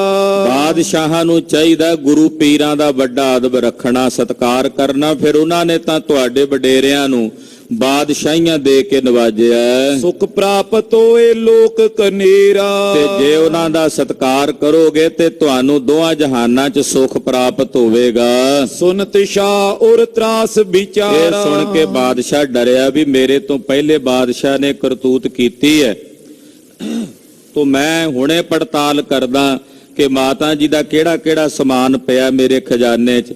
ਉਹ ਸਾਰਾ ਸਾਜ ਸਮਾਨ ਮੈਂ ਵਾਪਸ ਮੋੜਦਾ ਹਾਂ। ਤਯੋ ਸਮਾਜ ਫੇਰ ਦਿਓ ਸਾਰਾ। ਉਸੇ ਵੇਲੇ ਹੁਕਮ ਕੀਤਾ ਵੀ ਖਜ਼ਾਨੇ 'ਚ ਪੜਤਾਲ ਕਰੋ ਵੀ ਮਾਤਾ ਜੀ ਦੇ ਘਰੋਂ ਜਿਹੜਾ ਜਿਹੜਾ ਸਮਾਨ ਲੁੱਟ ਕੇ ਰੱਖਿਆ ਤੁਸੀਂ, ਕੱਲੀ ਕੱਲੀ ਵਸਤੂ ਮਾਤਾ ਜੀ ਨੂੰ ਮੋੜ ਦਿਓ, ਕੱਲੀ ਕੱਲੀ ਸ਼ੈ ਮਾਤਾ ਜੀ ਨੂੰ ਮੋੜ ਦਿਓ। ਤਤ ਛਿਨ ਰਾਜਾ ਰਾਮ ਆਨੰਦ। ਤੋ ਰਾਜਾ ਰਾਮ ਜਿਹਨੇ ਵਿੱਚ ਵਿਚੋਲਗੀ ਦੀ ਇਹ ਸੇਵਾ ਨਿਭਾਈ ਸੀ, ਉਹ ਬੜਾ ਖੁਸ਼ ਹੋਇਆ ਕਿ ਚਲੋ ਮੇਰੀ ਬੇਨਤੀ ਪ੍ਰਵਾਨ ਹੋਈ। ਨਿਕਸਾਇਓ ਜੈ ਧਰਿਓ ਬਿਲੰਦ। ਰਾਜੇ ਰਾਮ ਨੂੰ ਮਾਤਾ ਜੀ ਨੇ ਦੱਸਿਆ ਸੀ ਵੀ ਆਹ ਸਮਾਨ ਹੈ ਸਾਡਾ। ਤੋ ਰਾਜੇ ਰਾਮ ਨੇ ਖਜ਼ਾਨੇ 'ਚ ਜਾ ਕੇ ਕੱਲੀ ਕੱਲੀ ਵਸਤੂ ਸਿਆਣੀ ਕਿ ਆਹ ਮਾਤਾ ਜੀ ਦੀਆਂ ਵਸਤੂਆਂ ਨੇ। ਉਹ ਸਾਰੀਆਂ ਵਸਤੂਆਂ ਖਜ਼ਾਨੇ 'ਚੋਂ ਕੱਢ ਲਈਆਂ। ਮਾਤ ਸੁੰਦਰੀ ਸਦਨ ਪੁਚਾ। ਔਰ ਸਤਿਕਾਰਯੋਗ ਮਾਤਾ ਸੁੰਦਰੀ ਜੀ ਦੇ ਘਰ ਪਹੁੰਚਦੀਆਂ ਕੀਤੀਆਂ। ਬਿਨੇ ਬਖਾਨੇ ਅਰਖ ਉਪਜਾਇਓ। ਔਰ ਬੇਨਤੀ ਕਰਕੇ ਮਾਤਾ ਜੀ ਦੀਆਂ ਖੁਸ਼ੀਆਂ ਲਈਆਂ। ਦਿੱਲੀਪੁਰ ਮੈਂ ਪ੍ਰਥਮ ਸਮਾਨ। ਏਦਾਂ ਮਾਤਾ ਜੀ ਦਿੱਲੀ ਵਿੱਚ ਫਿਰ ਪਹਿਲਾਂ ਵਾਂਗੂ ਜਿਵੇਂ ਪਹਿਲਾਂ ਵਿਚਰਦੇ, ਕਿਉਂਕਿ ਫਰਕਸ਼ੀਅਰ ਨੇ ਖੋਟ ਕੀਤੀ, ਕੁਝ ਸਮੇਂ ਲਈ ਮਾਤਾ ਜੀ ਦਾ ਵਿਰੋਧੀ ਹੋ ਕੇ ਚੱਲਿਆ। ਤੋ ਮਾਤਾ ਜੀ ਉਹਨਾਂ ਚਿਰ ਮਥੁਰਾ 'ਚ ਰਹੇ। ਤੋ ਸਮਾਂ ਬਦਲਦਾ ਹੈ, ਹਮੇਸ਼ਾ ਤਾਂ ਇੱਕੋ ਜਿਹੇ ਬਾਦਸ਼ਾਹ ਦਾ ਰੰਗ ਨਹੀਂ ਨਾ ਰਹਿੰਦਾ। ਇੱਥੇ ਕਈ ਆਏ ਤੇ ਕਈ ਗਏ। ਸੰਸਾਰ ਦੇ ਵਿੱਚ 4 ਦਿਨ ਆਪਣੀ ਨੌਬਤ ਚਲੇ ਬਜਾਏ ਵਾਲੀ ਗੱਲ ਹੁੰਦੀ ਹੈ। ਪਰ ਉਸ ਵੇਲੇ ਉਹ ਸਮਝਦਾ ਸ਼ਾਇਦ ਮੈਂ ਹੀ ਆ, ਮੇਰੇ ਤੋਂ ਬਿਨਾਂ ਕੋਈ ਦੂਜਾ ਹੈ ਹੀ ਨਹੀਂ। ਮੁੜ ਕੇ ਉਹਨਾਂ ਦੀ ਮਿੱਟੀ ਖਾਕ ਉੱਡਦੀ ਸੰਸਾਰ ਦੇ ਵਿੱਚ ਨਜ਼ਰ ਆਉਂਦੀ ਹੈ। ਤੋ ਮਾਤਾ ਜੀ ਹੁਣ ਆ ਕੇ ਫਿਰ ਪਹਿਲਾਂ ਵਾਂਗੂ ਦਿੱਲੀ 'ਚ ਰਹਿਣ ਲੱਗ ਪਏ, ਕਿਉਂਕਿ ਹੁਣ ਸਮਾਂ ਉਦਾਂ ਦਾ ਨਹੀਂ ਰਿਹਾ ਜਿਹੜਾ ਬੰਦੇ ਬਹਾਦਰ ਜਾਂ ਅਜੀਤ ਸਿੰਘ ਦੀ ਸ਼ਹੀਦੀ ਵੇਲੇ ਸੀ। ਬਸਨ ਲਗੀ ਪੀ ਬ੍ਰਿਦਾ ਮਹਾਨ। ਬਿਰਧ ਹੋ ਚੁੱਕੇ ਨੇ ਮਾਤਾ ਜੀ। ਤਕਰੀਬਨ 1804 ਸੰਮਤ ਬਿਕਰਮੀ 'ਚ ਮਾਤਾ ਜੀ ਨੇ ਸਰੀਰ ਤਿਆਗਿਆ। ਯਾਨੀ ਕਿ ਜੇ ਈਸਵੀ ਦਾ ਹਿਸਾਬ ਲਾਈਏ ਤੇ 1747 ਈਸਵੀ ਬਣਦਾ। 1708 ਈਸਵੀ 'ਚ ਮਹਾਰਾਜ ਕਲਗੀਧਰ ਦੀ ਜੋਤੀ ਜੋਤ ਸਮਾਏ ਹਜੂਰ ਸਾਹਿਬ ਨੰਦੇੜ। ਤਕਰੀਬਨ 39 ਸਾਲ ਬਾਅਦ ਵਿੱਚ ਮਾਤਾ ਜੀ ਸੱਚਖੰਡ ਗਏ ਨੇ। ਜੇ 8 ਤੋਂ 47 ਦੇ ਹਿਸਾਬ ਨਾਲ ਗੱਲ ਕਰੀਏ, 1708 'ਚ ਮਹਾਰਾਜ ਜੀ ਸੱਚਖੰਡ ਜਾਂਦੇ ਨੇ ਤੇ 1747 ਵਿੱਚ ਮਾਤਾ ਸੁੰਦਰੀ, ਯਾਨੀ ਕਿ 39 ਸਾਲ ਮਾਤਾ ਜੀ ਕਾਫੀ ਬਿਰਧ ਅਵਸਥਾ 'ਚ ਹੋ ਗਏ। ਤੋ ਉਸ ਵਕਤ ਮਾਤਾ ਜੀ ਬਿਰਧ ਅਵਸਥਾ ਵਿੱਚ ਇੱਥੇ ਹਨ। ਦੋਹਰਾ ਇਸ ਪ੍ਰਕਾਰ ਮਾਤਾ ਰਹੀ ਦਿੱਲੀਪੁਰ ਮੈਂ ਫਿਰ। ਇਸ ਪ੍ਰਕਾਰ ਨਾਲ ਮਾਤਾ ਜੀ ਦਿੱਲੀ ਨਗਰ ਦੇ ਵਿੱਚ ਫਿਰ ਆ ਕੇ ਆਪਣੇ ਜੀਵਨ ਦਾ ਜਿਹੜਾ ਅੰਤਲਾ ਸਮਾਂ ਉਹ ਮਾਤਾ ਜੀ ਨੇ ਦਿੱਲੀ ਵਿੱਚ ਬਤੀਤ ਕੀਤਾ ਹੈ। ਸੰਗਤ ਸੇਵੇ ਭਾਵ ਤਰ ਮੇਲ ਸਕੇਲ ਬਡੇਰ। ਸੰਗਤ ਬੜੇ ਪ੍ਰੇਮ ਨਾਲ ਭਾਵਨਾ ਨਾਲ ਮਾਤਾ ਜੀ ਦੀ ਸੇਵਾ ਕਰਦੀ ਹੈ। ਜੋੜ ਮੇਲਾ ਵੀ ਹੁੰਦਾ ਮਾਤਾ ਜੀ ਦੇ ਪਾਸ। ਸੰਗਤਾਂ ਦੇ ਜੋੜ ਮੇਲੇ, ਜਿਵੇਂ ਸਕਰਾਂਤ ਦਾ ਦਿਨ ਹੋਵੇ, ਕੋਈ ਗੁਰਪੁਰਬ ਦਾ ਦਿਨ ਹੋਵੇ, ਤੋ ਮਾਤਾ ਜੀ ਦੇ ਪਾਸ ਜੋੜ ਮੇਲ ਵੀ ਹੁੰਦੇ ਨੇ। ਜੋ ਪਈ ਸਮਾਂ 17 ਸਹਿ ਬਿਤਾਇਓ। 1700 ਸੰਮਤ ਬਿਕਰਮੀ ਦਾ ਸਮਾਂ ਬੀਤ ਗਿਆ, ਯਾਨੀ ਕਿ 18ਵੀਂ ਸਦੀ ਆਰੰਭ ਹੋ ਗਈ। ਚੜਿਓ 18 ਸਹਿ ਗਿਨਾਇਓ। 1800 ਸੰਮਤ ਬਿਕਰਮੀ ਦਾ ਸਾਲ ਚੜ ਆਇਆ। ਨਾਦਰ ਸ਼ਾਹ ਆਏ ਚੱਲ ਗਇਓ। ਉਧਰੋਂ ਨਾਦਰ ਦੇ ਹਮਲੇ ਹਿੰਦੁਸਤਾਨ ਤੇ ਸ਼ੁਰੂ ਹੋ ਗਏ। ਨਾਦਰ ਨੇ ਹਿੰਦੁਸਤਾਨ ਤੇ ਹਮਲੇ ਕਰਨੇ ਸ਼ੁਰੂ ਕਰ ਦਿੱਤੇ। ਸਲਤਨਤ ਸਕਲ ਬਿਨਾਸੀ ਭਇਓ। ਨਾਦਰ ਨੇ ਇੰਨੇ ਕੋਝੇ ਹਮਲੇ ਕੀਤੇ, ਤਕਰੀਬਨ ਹਿੰਦੁਸਤਾਨ ਦੀ ਜਿਹੜੀ ਸਲਤਨਤ ਸੀ ਉਹਨੇ ਉਜਾੜ ਕੇ ਰੱਖ ਦਿੱਤੀ। ਬੜੇ ਬੜੇ ਨੁਕਸਾਨ ਕੀਤੇ, ਬਹੁਤ ਸਾਰੀਆਂ ਰਿਆਸਤਾਂ ਤਬਾਹ ਕਰ ਦਿੱਤੀਆਂ, ਬਹੁਤ ਸਾਰਾ ਧਨ ਖਜ਼ਾਨਾ ਲੁੱਟ ਕੇ ਲੈ ਗਿਆ। ਮਾਤ ਬ੍ਰਿਦਾ ਜਰਜਰੀ ਸਰੀਰ। ਮਾਤਾ ਜੀ ਬਿਰਧ ਅਵਸਥਾ ਦੇ ਵਿੱਚ ਸਰੀਰ ਜਰਜਰਾ ਹੋ ਚੁੱਕਾ ਹੈ ਮਾਤਾ ਜੀ ਦਾ ਤਨ। ਤੋ ਮਾਤਾ ਜੀ ਜਦੋਂ ਨਾਦਰ ਦੇ ਹਮਲੇ ਹੋਏ ਨੇ ਤੋ ਮਾਤਾ ਜੀ ਉਹਨੇ ਦਿਨੇ ਦਿੱਲੀ ਦੇ ਵਿੱਚ ਹਨ। ਸੇਵਤ ਸੰਗਤ ਰਹਿ ਨਿਤ ਤੀਰ। ਸੰਗਤ ਮਾਤਾ ਜੀ ਦੀ ਸੇਵਾ ਟਹਿਲ ਕਰਦੀ ਹੈ। ਸੰਮਤ 4 ਬੀਤ ਗਏ ਔਰ। 1804 ਸੰਮਤ ਬਿਕਰਮੀ ਦਾ ਸਾਲ ਆ ਗਿਆ, ਯਾਨੀ ਕਿ 1747 ਈਸਵੀ ਦਾ ਸਮਾਂ ਆ ਗਿਆ। ਅੰਤ ਸਮਾਂ ਪਹੁੰਚਿਓ ਤਿਸ ਠੌਰ। 1804 ਸੰਮਤ ਬਿਕਰਮੀ ਵਿੱਚ ਇਸੇ ਸਾਲ ਮਾਤਾ ਜੀ ਦੇ ਤਨ ਦਾ ਅੰਤਮ ਸਮਾਂ ਆ ਗਿਆ। ਮਾਤਾ ਜੀ ਨੇ ਹੁਣ ਸੱਚਖੰਡ ਜਾਣ ਦੀ ਤਿਆਰੀ ਕਰ ਲਈ। ਤਿਤ ਇਕਾਦਸ਼ੀ ਮੈਂ ਤਜ ਪ੍ਰਾਨ। ਇਕਾਦਸ਼ੀ ਦਾ ਦਿਨ ਹੈ। ਇਕਾਦਸ਼ੀ ਵਾਲੇ ਦਿਨ ਮਾਤਾ ਜੀ ਨੇ ਜਪਜੀ ਸਾਹਿਬ ਦਾ ਪਾਠ ਕੀਤਾ ਹੈ ਔਰ ਆਪਣੇ ਦਸਮ ਦੁਆਰ ਰਾਹੀਂ ਆਪਣੇ ਸਵਾਸ ਕੱਢੇ ਨੇ ਤੇ ਸਰੀਰ ਤਿਆਗਿਆ। ਪਹੁੰਚੀ ਪਤੀ ਟਿਗ ਮੁਕਤੇ ਸਥਾਨ। ਜੋਤੀ ਜੋਤ ਰਲੀ ਸੰਪੂਰਨ ਥੀਆ ਰਾਮ। ਜਗਤ ਮਾਤਾ ਮਾਤਾ ਸੁੰਦਰੀ ਜੀ ਆਪਣੇ ਪਤੀ ਪਰਮੇਸ਼ਵਰ ਦਾ ਧਿਆਨ ਧਾਰਨ ਕਰਕੇ, ਕਲਗੀਧਰ ਦਾ ਧਿਆਨ ਧਾਰਨ ਕਰਕੇ ਸਰੀਰ ਤਿਆਗਿਆ ਔਰ ਆਪਣੇ ਪਤੀ ਜੀ ਦੇ ਹੀ ਪਾਵਨ ਸਰੂਪ, ਜਿੱਥੇ ਮਹਾਰਾਜ ਕਲਗੀਧਰ ਦਾ ਵਸ ਹੈ, ਉੱਥੇ ਮਾਤਾ ਜੀ ਦਾ ਨਿਵਾਸ ਹੋਇਆ।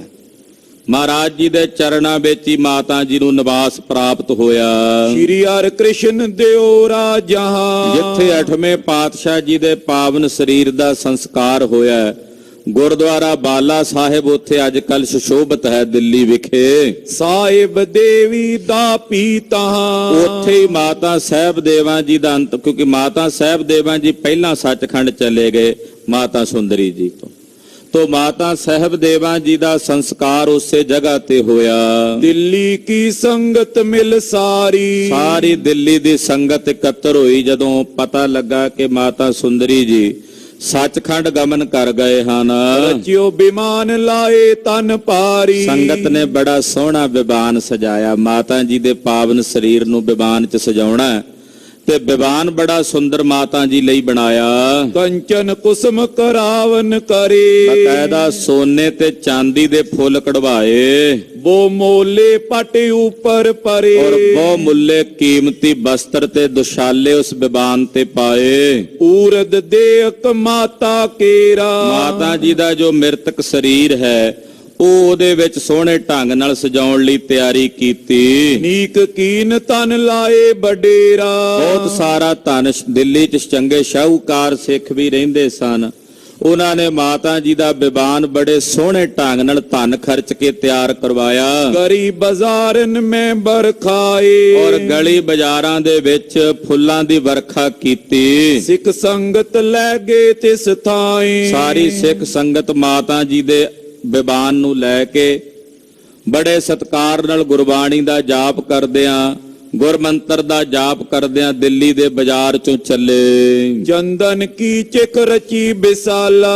ਜਿੱਥੇ ਗੁਰੂ ਹਰਕ੍ਰਿਸ਼ਨ ਸਾਹਿਬ ਜੀ ਦਾ ਅੰਗੀਠਾ ਹੈ, ਨਾਲ ਮਾਤਾ ਸਾਹਿਬ ਦੇਵਾਂ ਜੀ ਦਾ, ਉਸੇ ਜਗ੍ਹਾ ਤੇ ਸਤਿਕਾਰਯੋਗ ਮਾਤਾ ਸੁੰਦਰੀ ਜੀ ਵਾਸਤੇ ਵੀ ਸਾਰੀ ਸੰਗਤ ਨੇ ਚੰਦਨ ਦੀ ਚਿਖਾ ਰਚੀ ਹੈ। ਬਹੁ ਕ੍ਰਿਤ ਲੈ ਕਰ ਤਿਸ ਮੈਂ ਡਾਲਾ। ਔਰ ਚੰਦਨ ਦੀ ਉਸ ਚਿਖਾ ਵਿੱਚ ਘਿਓ ਲਿਆ ਕੇ ਘਿਓ ਪਾਇਆ।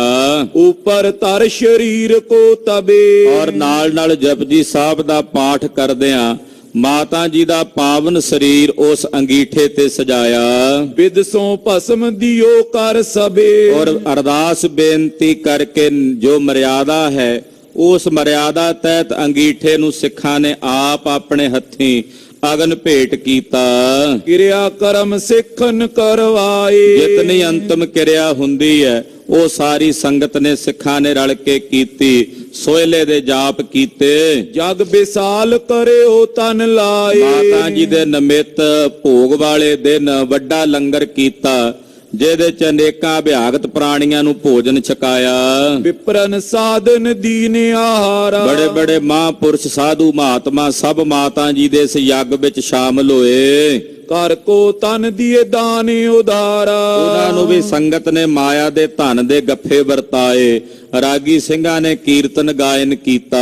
ਜੋ ਮਾਤਾ ਕੇ ਸੇਵਕ ਆਏ। ਜਿਹੜੇ ਮਾਤਾ ਜੀ ਦੇ ਸੇਵਕ ਸਨ ਦਿੱਲੀ ਵਿੱਚ, ਸਦਨ ਪਦਾਰਥ ਸਭ ਤਿਨ ਲਏ। ਉਹਨਾਂ ਸੇਵਕਾਂ ਨੇ ਜਿਹੜੇ ਮਾਤਾ ਜੀ ਦੀ ਸੇਵਾ ਕਰਦੇ ਸੀ ਨਾ ਮਾਤਾ ਜੀ ਦੇ ਘਰ, ਸੰਗਤ ਨੇ ਵੇਖਿਆ ਵੀ ਹੁਣ ਮਾਤਾ ਜੀ ਤੋਂ ਬਾਅਦ ਇਹ ਜਿਹੜੀਆਂ ਵਸਤੂਆਂ ਘਰ ਦੀਆਂ ਪਈਆਂ ਨੇ ਹੋਰ ਵਾਧੂ, ਜਿਵੇਂ ਰਾਜਸਾਜ ਹੁੰਦਾ, ਵੀ ਹੁਣ ਇਹਦਾ ਕਿਹੜਾ ਕਿਸੇ ਦੇ ਕੰਮ ਤਾਂ ਨਹੀਂ। ਮਾਤਾ ਜੀ ਤੋਂ ਬਾਅਦ ਉਹਨਾਂ ਦੇ ਸੇਵਾਦਾਰਾਂ ਨੂੰ ਵੰਡ ਦਿੱਤੀਆਂ ਵਸਤੂਆਂ, ਜਿਵੇਂ ਕੋਈ ਬਰਤਨ ਨੇ ਜਾਂ ਮੰਜੇ ਬਿਸਤਰੇ ਨੇ ਜਾਂ ਹੋਰ ਜਿਵੇਂ ਘਰਾਂ ਦਾ ਸਮਾਨ ਹੁੰਦਾ, ਉਹ ਸੰਗਤ ਨੇ ਰਲ ਕੇ ਜਿਹੜੇ ਮਾਤਾ ਜੀ ਦੀ ਸੇਵਾ ਕਰਦੇ ਸੀ ਨਾ ਦਾਸੀਆਂ ਦਾਸ, ਉਹਨਾਂ ਨੂੰ ਵੰਡ ਦਿੱਤਾ ਉਹ ਸਾਰਾ ਸਮਾਨ।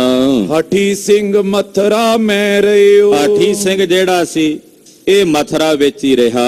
ਗ੍ਰਾਮ ਦੋਹਨ ਮਾਮਲਾ ਲਿਓ। ਉਹ ਜਿਹੜੇ ਦੋ ਪਿੰਡ ਜੈਪੁਰ ਦੇ ਰਾਜੇ ਨੇ ਮਾਤਾ ਜੀ ਨੂੰ ਦਿੱਤੇ ਸੀ ਨਾ, ਉਹਨਾਂ ਦੋ ਪਿੰਡਾਂ ਦਾ ਜਿਹੜਾ ਮਾਮਲਾ ਹੈ ਉਹ ਹਾਠੀ ਸਿੰਘ ਲੈਂਦਾ ਰਿਹਾ। ਉਹ ਆਪਣਾ ਖਰਚਾ ਉੱਥੋਂ ਚਲਾਉਂਦਾ ਰਿਹਾ। ਕੀਤਕ ਸੰਗਤ ਆਨ ਚੜਾਵੇ। ਕੁਝ ਕੁ ਸੰਗਤ ਆ ਕੇ ਉੱਥੇ ਚੜਾਵਾ ਚੜਾਉਂਦੀ। ਹਾਠੀ ਸਿੰਘ ਦੇ ਵੀ ਕੁਝ ਪ੍ਰੇਮੀ ਸਨ। ਕੀ ਚਿਤ ਸਿੱਖ ਬਨਨ ਕੋਇ ਆਵੇ। ਕਈ ਹਾਠੀ ਸਿੰਘ ਦੇ ਚੇਲੇ ਵੀ ਬਣਨ ਲੱਗ ਪਏ, ਆ ਕੇ ਉਹਦੇ ਸੇਵਕ ਬਣਨ ਲੱਗ ਪਏ। ਇਸ ਕੀ ਪੀ ਸੰਗਤ ਕੁਛ ਹੋਈ। ਹਾਠੀ ਸਿੰਘ ਦੀ ਵੀ ਥੋੜੀ ਬਹੁਤ ਸੰਗਤ ਹੋ ਗਈ, ਕਿਉਂਕਿ ਬਾਣੀ ਵੀ ਰਚਦਾ ਸੀ ਆਪਣੇ, ਤੇ ਗੁਰੂ ਬਣਨ ਦੀ ਅਭਲਾਖਾ ਸੀ ਇਹਦੇ ਅੰਦਰ। ਤੋ ਸਮਾਜ ਆ ਇੱਥੇ ਪਖੰਡ ਦੀ ਵੀ ਪੂਜਾ ਹੋ ਜਾਂਦੀ ਹੈ। ਤੋ ਬਹੁਤ ਸਾਰੇ ਜਿਹੜੇ ਲੋਕ ਸਨ ਉਹ ਆ ਕੇ ਹਾਠੀ ਸਿੰਘ ਦੇ ਵੀ ਚੇਲੇ ਬਣ ਗਏ। ਦਰਸ਼ਨ ਕਰ ਤਨ ਅਰਪੈ ਸੋਈ। ਦਰਸ਼ਨ ਕਰਕੇ ਦੇ ਕੋਲ ਆ ਕੇ ਧਨ ਅਰਪਦੇ ਹਨ। 60 ਸੌਰ ਜੋ ਸੰਗ ਬਣਾਏ। ਇਹਨੇ ਵੀ ਆਪਣੇ ਪਿਓ ਵਾਂਗੂ 60 ਕੁ ਘੋੜ ਸਵਾਰ ਹਾਠੀ ਸਿੰਘ ਨੇ ਆਪਣੇ ਨਾਲ ਮਥਰਾ 'ਚ ਰੱਖੇ ਹੋਏ ਨੇ। ਵਿਆਹ ਆਪਨੋ ਲੀਨ ਕਰਾਏ। ਜਦੋਂ 18 ਕੁ ਸਾਲਾਂ ਦਾ ਹੋਇਆ ਤੇ ਇਹਨੇ ਆਪਣੀ ਸ਼ਾਦੀ ਵੀ ਕਰਾ ਲਈ। ਹਾਠੀ ਸਿੰਘ ਨੇ ਵਿਆਹ ਕਰਾ ਲਿਆ। ਤਹਿ ਰਹਿ ਸੰਮਤ ਬੋਤ ਬਿਤਾਏ। ਉਹ ਇਹਨੇ ਕਾਫੀ ਸਾਲ ਉੱਥੇ ਮਥੁਰਾ 'ਚ ਹੀ ਰਹਿ ਕੇ ਬਤੀਤ ਕੀਤੇ। ਕਾਬਲ ਕੇ ਗਿਲਜ਼ੇ ਪੁਨ ਆਏ। ਉਧਰੋਂ ਨਾਦਰ ਦੇ ਹਮਲੇ ਪਹਿਲਾਂ ਹੋ ਰਹੇ, ਮੁੜ ਕੇ ਨਾਦਰ ਦੇ ਮਰਨ ਤੋਂ ਬਾਅਦ ਅਬਦਾਲੀ ਨੇ ਹਮਲੇ ਕਰਨੇ ਸ਼ੁਰੂ ਕੀਤੇ। ਕਾਲ ਜਮਨ ਜੋ ਕ੍ਰਿਸ਼ਨ ਸੰਘਾਰਾ। ਇਦਾਂ ਦੀ ਮਾਨਯਤਾ ਹੈ ਭਾਰਤੀ ਸਾਹਿਤ ਵਿੱਚ ਕਿ ਜਿਹੜਾ ਇਹ ਅਬਦਾਲੀ ਸੀ ਇਹ ਕਾਲ ਜਮਾਨ ਦਾ ਹੀ ਅਵਤਾਰ ਸੀ। ਕਾਲ ਜਮਾਨ ਦੀ ਇੱਛਾ ਸੀ ਕਿ ਮੈਂ ਮਥੁਰਾ ਲੁੱਟਾਂ ਜਦੋਂ ਕ੍ਰਿਸ਼ਨ ਜੀ ਨਾਲ ਲੜਾਈ ਹੋਈ, ਪਰ ਉਹ ਪਹਿਲਾਂ ਹੀ ਮਾਰਿਆ ਗਿਆ। ਉਹ ਕਾਲ ਜਮਾਨੀ ਕਹਿੰਦੇ ਅਬਦਾਲੀ ਬਣ ਕੇ ਆਇਆ, ਉਹਨੇ ਆ ਕੇ ਮਥੁਰਾ ਵਿੱਚ ਬੜਾ ਨੁਕਸਾਨ ਕੀਤਾ ਸੀ ਬਹੁਤ ਵੱਡੇ ਪੱਧਰ ਦੇ ਉੱਤੇ, ਕਿਉਂਕਿ ਉੱਥੇ ਮੇਲਾ ਸੀ, ਮੇਲੇ ਦੌਰਾਨ ਬਹੁਤ ਲੋਕ ਇਕੱਠੇ ਹੋਏ, ਸਾਰੇ ਹੀ ਇਹਨੇ ਕਤਲ ਕਰਾ ਦਿੱਤੇ ਸੀ। ਅਬਦਾਲੀ ਦੇ ਉੱਤੇ ਬੜਾ ਵੱਡਾ ਕਲੰਕ ਸੀ। ਤੋ ਇਹ ਕਹਿਣਾ ਹੈ, ਉਹਨਾਂ ਦਾ ਮੰਨਣਾ ਹੈ, ਮਾਨਯਤਾ ਹੈ ਕਿ ਜਿਹੜਾ ਕਾਲ ਜਮਾਨ ਭਗਵਾਨ ਕ੍ਰਿਸ਼ਨ ਜੀ ਨਾਲ ਲੜਨ ਆਉਂਦਾ ਸੀ ਨਾ, ਇਹ ਅਬਦਾਲੀ ਉਸੇ ਦਾ ਦੂਜਾ ਜਨਮ ਸੀ। ਰਿਓ ਸੰਕਲਪ ਜਨਮ ਤਿਨ ਤਾਰਾ। ਇਹਦੇ ਮਨ 'ਚ ਸੰਕਲਪ ਰਹਿ ਗਿਆ। ਉੱਥੇ ਇੱਕ ਮੱਚ ਕੁੰਡ ਹੈ ਆਗਰੇ ਦੇ ਨੇੜੇ, ਮਹਾਰਾਜ ਦਸਵੇਂ ਪਾਤਸ਼ਾਹ ਦਾ ਵੀ ਸਥਾਨ ਹੈ। ਉੱਥੇ ਮਚਕੰਦ ਰਿਸ਼ੀ ਉਹਨੇ ਸਾੜ ਕੇ ਮਾਰਿਆ ਸੀ ਕਾਲ ਜਮਾਨ ਨੂੰ। ਇਹਦੇ ਅੰਦਰ ਈਰਖਾ ਰਹਿ ਗਈ ਸੀ ਮਰਨ ਵੇਲੇ ਵੀ ਮੈਂ ਮਥੁਰਾ ਲੁੱਟਣੀ ਹੈ, ਇਹ ਮਥੁਰਾ ਨੂੰ ਉਜਾੜਨਾ। ਤੇ ਕਹਿੰਦੇ ਉਹ ਇੱਛਾ ਲੈ ਕੇ ਹੀ ਅਬਦਾਲੀ ਦਾ ਰੂਪ ਹੋ ਕੇ ਜੰਮਿਆ। ਮਥੁਰਾ ਕਤਲ ਕਰੋ ਅਰਪੁਰ ਕੋ। ਇਹਦੇ ਮਨ 'ਚ ਇੱਛਾ ਸੀ ਵੀ ਮੈਂ ਮਥੁਰਾ ਨੂੰ ਕਤਲ ਕਰਾਂ। ਮਰਤੇ ਰਿਓ ਮਨੋਰਥ ਉਰ ਕੋ। ਮਰਦਿਆਂ ਇਹਦੇ ਮਨ 'ਚ ਮਨੋਰਥ ਰਹਿ ਗਿਆ ਸੀ। ਅਹਿਮਦ ਸ਼ਾਹ ਨਾਮ ਜਿਸ ਭਇਓ। ਇਹ ਮੁੜ ਕੇ ਅਹਿਮਦ ਸ਼ਾਹ ਅਬਦਾਲੀ ਬਣ ਕੇ ਜੰਮਿਆ। ਏਦਾਂ ਦੀ ਧਾਰਨਾ ਹੈ, ਕਈ ਮਾਨਯਤਾਵਾਂ ਏਦਾਂ ਸਮਾਜ ਵਿੱਚ ਚੱਲਦੀਆਂ ਨੇ। ਕਾਲ ਜਮਾਨ ਬਾਰੇ ਮਹਾਰਾਜ ਕਲਗੀਧਰ ਜੀ ਨੇ ਆਪਣੀ ਦਸਮ ਬਾਣੀ 'ਚ ਲਿਖਿਆ, ਏਡਾ ਯੋਧਾ ਸੀ ਇਹ। ਇਹਨੇ ਆ ਕੇ ਭਗਵਾਨ ਕ੍ਰਿਸ਼ਨ ਜੀ ਨੂੰ ਵੰਗਾਰਿਆ, ਵੰਗਾਰ ਕੇ ਕਹਿੰਦਾ ਜੰਗ ਦਰਾਇਦ ਕਾਲ ਜਮਾਨ ਬਗੋਇਦ ਕੀ ਮਨ ਫੌਜ ਕੋ ਸ਼ਾਹਮ ਬਾਮਨ ਜੰਗ ਬਗੋ ਕੁਨ ਬਿਆ ਹਰ ਗਿਜ਼ ਦਿਲ ਮੋ ਨਜ਼ਰੋ ਕੁਨ ਵਾਹਮ रोज मया दुनिया आफताब शाम शबे अदली सब शाहम कान गुराजी मकोन तो ब्या खुश मां तो कुनेम जे जंग गुआहम। काल जमान कहंदा एक पासे तू अपनी फौज दा शाह है कृष्ण, दूजे पासे मैं अपनी फौज दा शाह है। जिवें सूरज हुंदा दिन दा राजा, इदां मैं इस जंग दे मैदान दा राजा हां। आ मेरे नाल दो हथ करके जंग लड़। कहता मैं गवाही भरदा हां, तेरा दिल खुश हो जाएगा कि वाकई किसी योधे नाल लड़ाई हुई है। पर भगवान जी ने सोचा भी इहनूं हथियार नाल नहीं मारना मलेश नूं। वो अगे अगे दौड़ पे पिछे पिछे मुचकंद ऋषि दा उत्थे गुफा सी, उहदे च जा बड़े। ये गया, इहने ऋषि नूं उठाया, ਉਹਨੂੰ ਇਹ ਵਾਰ ਸੀ ਵੀ ਜਿਹਨੂੰ ਵੇਖੇਗਾ ਉਹਨੂੰ ਸਾੜ ਕੇ ਸਵਾਹ ਕਰ ਦੇਗਾ। ਇਹ ਕਥਾ ਹੈ ਕ੍ਰਿਸ਼ਨ ਜੀ ਦੇ ਜੀਵਨ ਦੀ।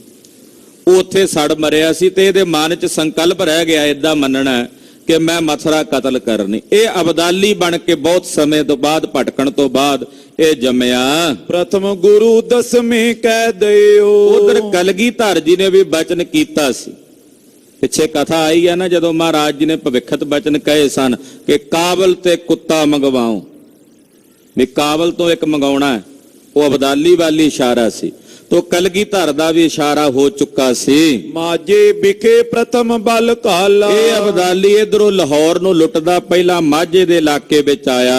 लूटत कूटते आए उताला। ये लुटदियां कुटदियां बहुत सारे सिंघां दे नाल भी इहदे कई थावां ते मुठ भेड़ां होईयां। थोड़े सिंह पए तिस काला। वो सिंह थोड़े हो गए, उस वेले गिणती सिंघां दी घट गई। सूरबीरता धरे बिसाला। सिंह बड़े सूरबीर ने ते सूरबीरता नूं धारदे ने। रण कालिओ सन्मुख रिप होए। अबदाली दे सन्मुख हो के सिंघां ने जंग लड़े कई थावां ते। सेना अधिक करे क्या सोए। पर अबदाली नाल लखां दे हिसाब नाल फौजां सन, सिंह थोड़े सन गिणती विच। तो हजारन के हथ प्राणा। फिर भी थोड़े सिंघां ने भी अबदाली दियां हजारां फौजां नूं मार कत्तिया।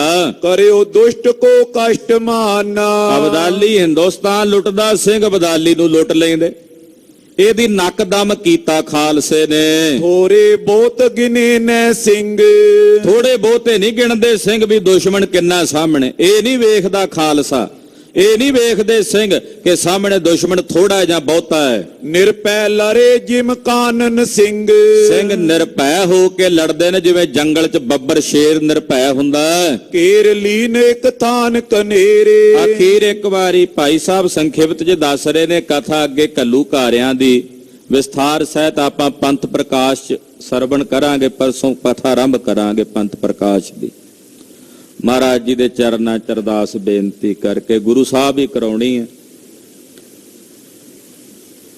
ਭਾਈ ਸਾਹਿਬ ਸੰਖੇਪਤ 'ਚ ਹੀ ਦੱਸ ਰਹੇ ਨੇ, ਕਹਿੰਦੇ ਇੱਕ ਜਗ੍ਹਾ ਤੇ ਘੇਰ ਲਿਆ, ਯਾਨੀ ਕਿ ਇੱਧਰ ਕੋਪਰਹੀੜ ਦੇ ਮੈਦਾਨ ਵਿੱਚ ਅਬਦਾਲੀ ਨਾਲ ਖਾਲਸੇ ਦੀ ਮੁੱਠ ਭੇੜ ਹੋਈ। ਸਿਰ ਕਾਟੇ ਸਭ ਕੇ ਤਿਸ ਬੇਰੇ। ਤਕਰੀਬਨ ਇੱਥੇ 20,000 ਤੋਂ ਵੱਧ ਸਿੰਘ ਇਸ ਜੰਗ ਦੇ ਦੌਰਾਨ ਸ਼ਹੀਦੀਆਂ ਪਾ ਗਏ। ਕਿਸੇ ਨੇ 30 ਵੀ ਲਿਖੇ ਹੈ। ਤੋ ਇੰਨਾ ਵੱਡਾ ਨੁਕਸਾਨ ਹੋਇਆ। ਇਸ ਦਿਨ ਨੂੰ ਸਿੰਘ ਵੱਡੇ ਘੱਲੂਘਾਰੇ ਦੇ ਨਾਂ ਨਾਲ ਜਾਣਦੇ। ਇਹ ਵੱਡਾ ਛੋਟਾ ਘੱਲੂਘਾਰਾ ਲਖਪਤ ਰਾਏ ਨਾਲ ਹੋਇਆ, ਜਿਹੜਾ ਇੱਧਰ ਕਾਹਨੂੰ ਆਣ ਦੀ ਸ਼ੁੰਭ ਚੋਂ ਸ਼ੁਰੂ ਹੋਇਆ।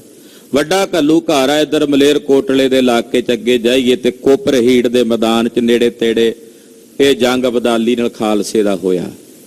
ਉਹਦੇ ਵਿੱਚ ਜਿਹੜੇ ਸਿੰਘ ਸ਼ਹੀਦ ਹੋਏ ਉਹਨਾਂ ਦੇ ਸਿਰ ਜਿਹੜੇ ਸਨ ਅਬਦਾਲੀ ਨੇ ਕੱਟ ਲਏ। 20,000 ਗਿਣਤ ਮੈਂ ਆਏ। ਤਕਰੀਬਨ 20,000 ਸਿੰਘਾਂ ਦੇ ਸਿਰ ਕੱਟੇ ਜਦੋਂ ਗਿਣੇ। ਕਿਤ ਕਿਤ ਰਹੇ ਨ ਦ੍ਰਿਸ਼ਟੀ ਆਏ।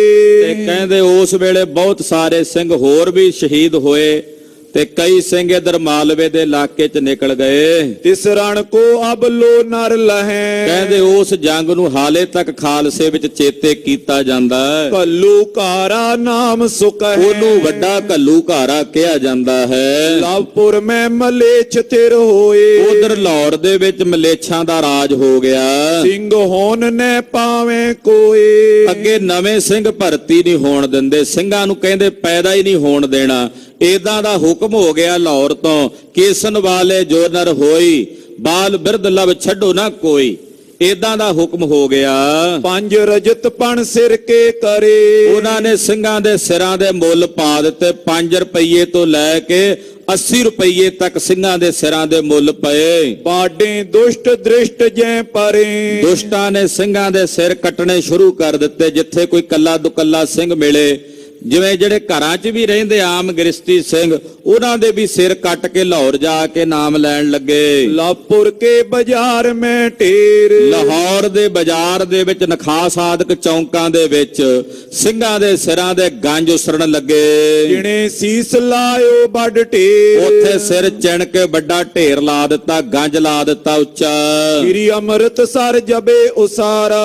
ਇਧਰ ਅੰਮ੍ਰਿਤਸਰ ਸਾਹਿਬ ਦੀ ਜਦੋਂ ਕਾਰ ਸੇਵਾ ਮਹਾਰਾਜ ਜੀ ਨੇ ਕਰਵਾਈ ਸੀ ਨਾ, ਗੁਰੂ ਅਰਜਨ ਸਾਹਿਬ ਨੇ, ਪਿੱਛੇ ਆਪ ਜੀ ਨੇ ਉਹ ਕਥਾ ਸੁਣੀ ਹੈ। ਗੁਰੂ ਅਰਜਨ ਤਬ ਸਰਾਪ ਉਚਾਰਾ। ਉਦੋਂ ਮਸੰਦਾਂ ਨੇ ਖੋਟਾ ਕੰਮ ਕੀਤਾ। ਪੈਸੇ ਬਚਾਉਣ ਵਾਸਤੇ ਉਹਨਾਂ ਨੇ ਚੂਨੇ ਦੀ ਥਾਂ ਤੇ ਗਾਰੇ ਨਾਲ ਚੜਾਈ ਕੀਤੀ ਸਰੋਵਰ ਦੀ ਪਰਿਕਰਮਾ ਦੀ। ਤੋਂ ਮਹਾਰਾਜ ਜੀ ਨੇ ਬਚਨ ਕੀਤਾ ਸੀ, ਕਹਿਣ ਲੱਗੇ ਮਸੰਦੋ ਤੁਸੀਂ ਇਹ ਬੜਾ ਮਾੜਾ ਕੰਮ ਕੀਤਾ। ਇਹ ਗੁਰੂ ਰਾਮਦਾਸ ਸਾਹਿਬ ਦੇ ਦਰਬਾਰ ਦੇ ਵਿੱਚ ਤੁਸੀਂ ਖੋਟਾ ਕੰਮ ਕਰਦੇ ਹੋ ਵੀ ਚੂਨੇ ਦੀ ਚਣਾਈ ਦੀ ਥਾਂ ਤੇ ਗਾਰੇ ਦੀ ਚਣਾਈ ਕਰ ਰਹੇ ਹੋ। ਉਖਰੇ ਜੜਾ ਮਸੰਦਨ ਕੇਰੀ। ਮਹਾਰਾਜ ਜੀ ਨੇ ਬਚਨ ਕੀਤਾ ਮਸੰਦਾਂ ਦੀਆਂ ਜੜ੍ਹਾਂ ਪੁੱਟੀਆਂ ਜਾਣਗੀਆਂ ਗੁਰੂ ਘਰੋਂ। ਤੀਰਥ ਨੀਮ ਪੋਲੀਏ ਹੇਰੀ। ਇਹਨਾਂ ਨੇ ਇਸ ਪਵਿੱਤਰ ਸਥਾਨ ਦੀ ਨੀਂਹ ਪੋਲੀ ਰੱਖੀ ਹੈ। ਏਪੀ ਬਿਨਸ ਜਾਏ ਇੱਕ ਵਾਰ। ਸਮਾਂ ਆਵੇਗਾ ਇਹਦੀ ਦੁਬਾਰਾ ਕਾਰ ਸੇਵਾ ਹੋਵੇਗੀ। ਇਹ ਸਥਾਨ ਇੱਕ ਵਾਰੀ ਦੁਬਾਰਾ ਬਣੇਗਾ। ਸਿੱਖ ਮੇਰੇ ਤਬ ਲੈ ਉਸਾਰ। ਮੇਰਾ ਖਾਲਸਾ ਹੋਵੇਗਾ ਉਦੋਂ, ਉਹ ਮੇਰਾ ਖਾਲਸਾ ਮੇਰੇ ਸਿੰਘ ਇਹਦੀ ਉਸਾਰੀ ਕਰਨਗੇ ਸੋਹਣੇ ਢੰਗ ਨਾਲ। ਇਸੇ ਤੇ ਅਹਿਮਦ ਤੈ ਚੱਲ ਆਇਓ। ਉਹ ਬਚਨ ਮਹਾਰਾਜ ਜੀ ਦਾ ਵੀ ਸੀ। ਤੇ ਉਹ ਅਬਦਾਲੀ ਜਿਹੜਾ ਸੀ, ਇਹਨੂੰ ਪਤਾ ਲੱਗਾ ਵੀ ਇੱਥੇ ਅੰਮ੍ਰਿਤਸਰ ਚ ਨਹਾ ਕੇ ਸੂਰਮੇ ਬਣ ਜਾਂਦੇ। ਅੱਗੇ ਕਥਾ ਆਵੇਗੀ ਉਸਾਰੀ ਵਿਸਥਾਰ ਸਹਿਤ ਪੰਥ ਪ੍ਰਕਾਸ਼ ਵਿੱਚ। ਇਹਨੇ ਅੰਮ੍ਰਿਤਸਰ ਸਾਹਿਬ ਤੇ ਆ ਕੇ ਪਾਪੀ ਨੇ ਹਮਲਾ ਕੀਤਾ। ਹਰਮੰਦਰ ਬਾਰੂਦ ਉਡਾਇਓ। ਸ੍ਰੀ ਹਰਮੰਦਰ ਸਾਹਿਬ ਦੀਆਂ ਜੜ੍ਹਾਂ ਵਿੱਚ ਨੀਹਾਂ 'ਚ ਕੁੱਪੇ ਰੱਖ ਕੇ ਬਰੂਦ ਦੇ ਨੇ ਉਡਾ ਦਿੱਤਾ। ਸਭ ਸੁਪਾਨ ਪੀ ਦਈ ਉਖੇ। ਔਰ ਜਿਹੜੀਆਂ ਪੌੜੀਆਂ ਸਨ ਸਰੋਵਰ ਦੀਆਂ ਉਹ ਵੀ ਪੁੱਟ ਦਿੱਤੀਆਂ। ਤਾਲ ਪਰਿਓ ਮਿਰਤਕਾ ਚੌਫੇ। ਔਰ ਸਰੋਵਰ ਦੇ ਵਿੱਚ ਮਿੱਟੀ ਨਾਲ ਸਰੋਵਰ ਪੂਰ ਦਿੱਤਾ। ਉਪਰ ਲਾਂਗੁਲ ਕੋ ਫੇਰਵਾਏ। ਮਿੱਟੀ ਨਾਲ ਪੂਰ ਕੇ ਤੇ ਉੱਤੇ ਹਲ ਫੇਰ ਦਿੱਤੇ। ਖੇਤੀ ਤਿਸ ਥਲ ਦਈ ਬਿਜਾਏ। ਔਰ ਉੱਥੇ ਫਸਲ ਬੀਜ ਦਿੱਤੀ ਵੀ ਇੱਥੇ ਅੰਮ੍ਰਿਤ ਹੀ ਨਹੀਂ ਰਹਿਣ ਦਿਆਂਗਾ। ਦੇਸ਼ ਉਜਾਰਤ ਲਾਂਗਤ ਤਾਇਓ। ਏਦਾਂ ਸਾਰਾ ਦੇਸ਼ ਉਜਾੜ ਕੇ ਇੱਥੋਂ ਗਿਆ। ਡੇਰਾਪੁਰ ਮਥੁਰਾ ਟਿਗ ਪਾਇਓ। ਉਸ ਤੋਂ ਬਾਅਦ ਵਿੱਚ ਪਹਿਲਾਂ ਇਹਨੇ ਮਥੁਰਾ ਵੀ, ਇਹ ਦਰਬਾਰ ਸਾਹਿਬ ਬਾਅਦ ਚ ਹਮਲਾ ਕੀਤਾ, ਪਹਿਲਾਂ ਇਹਨੇ ਮਥੁਰਾ ਲੁੱਟਿਆ। ਹਾਂਜੀ, ਲੋਕ ਨਗਰ ਕੇ ਦਿਜ ਤੇ ਸਵੇਰੇ। ਮਥੁਰਾ ਵਿੱਚ ਵੱਡਾ ਇੱਕ ਮੇਲਾ ਸੀ ਹਿੰਦੂ ਵੀਰਾਂ ਦਾ, ਕੋਈ ਕ੍ਰਿਸ਼ਨ ਜੀ ਦਾ ਮਨਾਉਂਦੇ ਸੀ ਜਨਮ ਅਸ਼ਟਮੀ ਦਾ। ਬਨੀਏ ਆਦਿਕ ਆਏ ਕਨੇ। ਹਜ਼ਾਰਾਂ ਦੀ ਗਿਣਤੀ 'ਚ ਬਣੀਏ ਬ੍ਰਾਹਮਣ ਇਕੱਠੇ ਹੋਏ ਸਨ। ਪਰ ਤਰੇ ਉਪਾਇਨ ਲਿਆਏ। ਉਹ ਉੱਥੇ ਪਿਟਾਵਾਂ ਲੈ ਕੇ ਮੰਦਿਰ ਵਿੱਚ ਆ ਰਹੇ ਸੀ। ਉਤਰਿਓ ਵੈਰ ਤਾਂ ਨਿਰਾਏ। ਇਹ ਅਬਦਾਲੀ ਮਥੁਰਾ ਜਾ ਕੇ ਉਤਰਿਆ। ਈਟੇ ਅਚਾਨਕ ਇੱਕ ਚੱਲ ਗਈ। ਉੱਥੇ ਨੇ ਮਥੁਰਾ ਵੀ ਉਜਾੜਿਆ। ਜਦੋਂ ਦਰਬਾਰ ਸਾਹਿਬ ਇਹਨੇ ਹਮਲਾ ਕੀਤਾ, ਉੱਥੋਂ ਇੱਕ ਇੱਟ ਉੱਡ ਕੇ ਇਹਦੀ ਨੱਕ ਤੇ ਆ ਕੇ ਵੱਜੀ ਸੀ, ਜਿਹਦੇ ਨਾਲ ਇਹਦੇ ਨਸੂਰ ਹੋਇਆ। ਅਹਿਮਦ ਕੇ ਮੁਖ ਲਾਗਤ ਪਈ। ਉਹ ਜ਼ਖਮ ਇਹਦੀ ਨੱਕ ਦੇ ਵਿੱਚ ਰਿਹਾ। ਰਿਸ ਕਰ ਲੋਕਨ ਕੀ ਦਿਸ਼ਹੇਰਾ। ਇਧਰ ਮਥੁਰਾ ਦੇ ਵਿੱਚ ਨੇ ਲੋਕਾਂ ਤੇ ਆਪਣਾ ਗੁੱਸਾ ਕੱਢਿਆ। ਕਰਿਓ ਹੁਕਮ ਕਟਿਆ ਇਸ ਬੇਰਾ। ਹੁਕਮ ਕੀਤਾ ਵੀ ਇਹ ਸਾਰੇ ਵੱਢ ਦਿਓ ਜਿੰਨੇ ਮੇਲੇ ਚ ਆਏ ਨੇ ਲੋਕ। ਤਾਏ ਮਲੇਛ ਪਰੇ ਤਬ ਕੈਸੇ। ਔਰ ਸਾਰੇ ਮਲੇਛਾਂ ਨੇ ਹਮਲਾ ਕਰਕੇ ਉਹਨਾਂ ਲੋਕਾਂ ਨੂੰ ਜਿਹੜੇ ਉੱਥੇ ਮੇਲੇ 'ਚ ਪੂਜਾ ਕਰਨ ਆਏ ਮਾਰ ਦਿੱਤੇ। ਇਹ ਵੱਡਾ ਕਲੰਕ ਅਬਦਾਲੀ ਦੇ ਮੱਥੇ ਤੇ ਰਿਹਾ। ਮਿਰਗਾਵਲ ਪਰ ਕੇ ਹਰ ਜੈਸੇ। ਔਰ ਕਹਿੰਦੇ ਇਦਾਂ ਟੁੱਟ ਕੇ ਪਏ ਨਾ ਤੇ ਜਿਵੇਂ ਸ਼ੇਰ ਹਿਰਨਾਂ ਦੀ ਡਾਰ ਤੇ ਪੈਂਦੇ ਨੇ। ਪੁਰ ਜਨ ਕਤਲ ਲੂਟਿਓ ਪੁਰ ਸਾਰਾ ਮਥੁਰਾ ਲੁੱਟ ਲਿਆ, ਉਜਾੜ ਦਿੱਤਾ ਅਬਦਾਲੀ ਨੇ। ਗੈ ਆਨੀ ਦਲ ਮੈਂ ਬਹੁਦਾਰਾ। ਔਰ ਮਥੁਰਾ ਦੀਆਂ ਜਿੰਨੀਆਂ ਔਰਤਾਂ ਸਨ ਉਹ ਪਕੜ ਕੇ ਲੈ ਆਂਦੀਆਂ ਇਹਨਾਂ ਨੇ। ਹਠੀ ਸਿੰਘ ਤਵ ਹੋਤੋ ਤਾਈ। ਜਦੋਂ ਅਬਦਾਲੀ ਨੇ ਮਥੁਰਾ 'ਚ ਹਮਲਾ ਕੀਤਾ ਸੀ, ਹਠੀ ਸਿੰਘ ਉਹਨਾਂ ਦੇ ਨਾਲ ਚੌਥੇ ਹੀ ਸੀ। ਉਹ ਵੀ ਮਥੁਰਾ ਦੇ ਵਿੱਚ ਹੀ ਰਹਿੰਦਾ ਸੀ। ਕਾਡੋ ਰਿਓ ਆਪਨ ਕਰ ਮਾਈ। ਉਹ ਆਪਣੇ ਘਰ 'ਚ ਪੱਕਾ ਰਿਹਾ, ਜਿਹੜੀ ਹਵੇਲੀ ਵਿੱਚ ਸੀ। ਨਿਕਟ ਆਵਨੇ ਦਿਓ ਨ ਕੋਈ। ਉਹਨੇ ਕਿਸੇ ਨੂੰ ਆਪਣੀ ਹਵੇਲੀ ਦੇ ਨੇੜੇ ਨਹੀਂ ਆਉਣ ਦਿੱਤਾ। ਪੁੰਜ ਤੁਫੰਗ ਪ੍ਰਾਰੇ ਸੋ। ਉਹ ਲੜਿਆ ਅੱਗੋਂ। ਉਹਦੇ ਨਾਲ 60 ਘੋੜਸਵਾਰ ਯੋਧੇ ਸਨ। ਉਹ ਬੰਦੂਕਾਂ ਦੀਆਂ ਗੋਲੀਆਂ ਦਾਗਦੇ ਰਹੇ ਅਬਦਾਲੀ ਦੀਆਂ ਫੌਜਾਂ ਤੇ। ਕੀਤਕ ਪੁਰਜਨ ਵਿੱਚ ਬਰੇ ਐ। ਕੁਝ ਕੁ ਲੋਕ ਵੀ ਉਹਦੀ ਹਵੇਲੀ 'ਚ ਵੜ ਗਏ ਜਾਨ ਬਚਾਉਣ ਲਈ। ਕਿਤਕ ਵੈਰ ਟਿਗ ਪੀਤ ਪਰੇ। ਕਈ ਬਾਹਰ ਕੰਧਾਂ ਦੇ ਓਲੇ ਹੋ ਗਏ। ਸਗਲ ਦਿਓਸ ਹੋਏ ਕਰ ਸਿੰਘ। ਏਦਾਂ ਸਾਰਾ ਦਿਨ ਕਹਿੰਦੇ ਉੱਥੇ ਲੜਾਈ ਹੁੰਦੀ ਰਹੀ। ਗੁਲਕਾਂ ਹਤੀ ਦੂਰ ਅਰ ਠਾਂਡੇ। ਦੂਰ ਤੱਕ ਗੋਲੀਆਂ ਚੱਲਦੀਆਂ ਰਹੀਆਂ। ਇਸ ਬਿਦ ਆਦੀ ਰਾਤ ਬਿਤਾਈ। ਜਦੋਂ ਅੱਧੀ ਕੁ ਰਾਤ ਦਾ ਸਮਾਂ ਹੋ ਗਿਆ, ਹਠੀ ਸਿੰਘ ਨੇ ਵੇਖਿਆ। ਹਠੀ ਸਿੰਘ ਤਵ ਚਾਈ ਚੜਾਈ। ਹਠੀ ਸਿੰਘ ਨੇ ਸੋਚਿਆ ਵੀ ਅਬਦਾਲੀ ਦੇ ਕਾਬੂ ਆ ਗਿਆ, ਮਾਰ ਦੇਗਾ। ਰਾਤ ਨੂੰ ਇੱਥੋਂ ਨਿਕਲ ਜਾਈਏ। ਜ਼ੀਨ ਤੁਰੰਗਨ ਪਰ ਤਵ ਪਾਏ। ਹਠੀ ਸਿੰਘ ਨੇ ਘੋੜੇ ਤੇ ਕਾਠੀ ਪਾ ਲਈ। ਘਰ ਮੈਂ ਚੋਬੇ ਬਹੁਤੇ ਅਲਾਏ। ਇਹਨੇ ਚੋਬਾਂ ਜਿਹੜੀਆਂ ਘਰ ਦੇ ਵਿੱਚ ਚੋਬਦਾਰ ਸਨ ਉਹਨਾਂ ਨੂੰ ਕਹਿ ਦਿੱਤਾ, ਜੇਕਰ ਗੁਰੂ ਕਾਵਨ ਆਚੇ। ਉਹ ਅੱਗੋਂ ਬੋਲੇ, ਕਹਿਣ ਲੱਗੇ ਵੀ ਤੂੰ ਸਾਡਾ ਗੁਰੂ ਹੈ, ਜੇ ਤੂੰ ਸਾਡਾ ਆਪਣੇ ਆਪ ਨੂੰ ਗੁਰੂ ਕਹਾਉਣਾ, ਚੋਰੀ ਨਿਕਸਨ ਕੋ ਨੈ ਬਾਂਚੇ। ਤੈਨੂੰ ਏਦਾਂ ਸਾਨੂੰ ਛੱਡ ਕੇ ਚੋਰੀ ਨਹੀਂ ਭਜਣਾ ਚਾਹੀਦਾ। ਗਮਨੋ ਆਪਨ ਵਜਾਏ ਨਗਾਰਾ। ਜੇ ਤੂੰ ਜਾਣਾ ਹੀ ਆ ਤਾਂ ਨਗਾਰਾ ਵਜਾ ਕੇ ਜਾ। ਜਿਵੇਂ 10ਵੇਂ ਪਾਤਸ਼ਾਹ ਗਏ ਸੀ ਚਮਕੌਰ ਦੀ ਗੜੀ 'ਚ, ਛੇਲੇ ਇਹਨੂੰ ਫੂਕ ਛਕਾਉਂਦੇ ਆ। ਕਹਿੰਦੇ ਜਿਵੇਂ ਉਹ ਗਏ ਸਨ ਨਾ, ਏਦਾਂ ਤੂੰ ਵੀ ਨਗਾਰਾ ਵਜਾ ਕੇ ਜਾ, ਚੋਰਾਂ ਵਾਂਗੂ ਨਾ ਜਾਈ ਇੱਥੋਂ। 10ਮ ਗੁਰੂ ਕੋ ਲਿਓ ਨਿਹਾਰਾ। ਜਿਵੇਂ ਕਲਗੀਧਰ ਚਮਕੌਰ ਦੀ ਗੜੀ 'ਚ ਤਾੜੀ ਮਾਰ ਕੇ ਗਏ ਸਨ। ਅਲਪ ਬੈਸ ਕਛ ਨਹੀਂ ਵਿਚਾਰਾ। ਹਠੀ ਸਿੰਘ ਦੀ ਛੋਟੀ ਉਮਰ ਸੀ। ਚੇਲਿਆਂ ਨੇ ਉਹ ਜਿਵੇਂ ਹੁੰਦਾ ਵੀ ਉਹ ਮੱਤ ਤੇ ਪਰਦਾ ਪਾ ਦਿੱਤਾ ਤੇ ਨਹੀਂ ਵਿਚਾਰ ਕੀਤੀ। ਚੜ੍ਹਿਆ ਪਰ ਤਵ ਹੁਕਮ ਉਚਾਰਾ। ਇਹ ਘੋੜੇ ਤੇ ਚੜਿਆ ਤੇ ਨਗਾਰਚੀ ਨੂੰ ਹੁਕਮ ਕੀਤਾ, ਤੁੰਦਪ ਤੁਨ ਉੱਚੀ ਬਜਵਾਇਓ। ਕਹਿੰਦੇ ਨਗਾਰਾ ਵਜਾ ਉੱਚੀ ਆਵਾਜ਼ ਵਿੱਚ।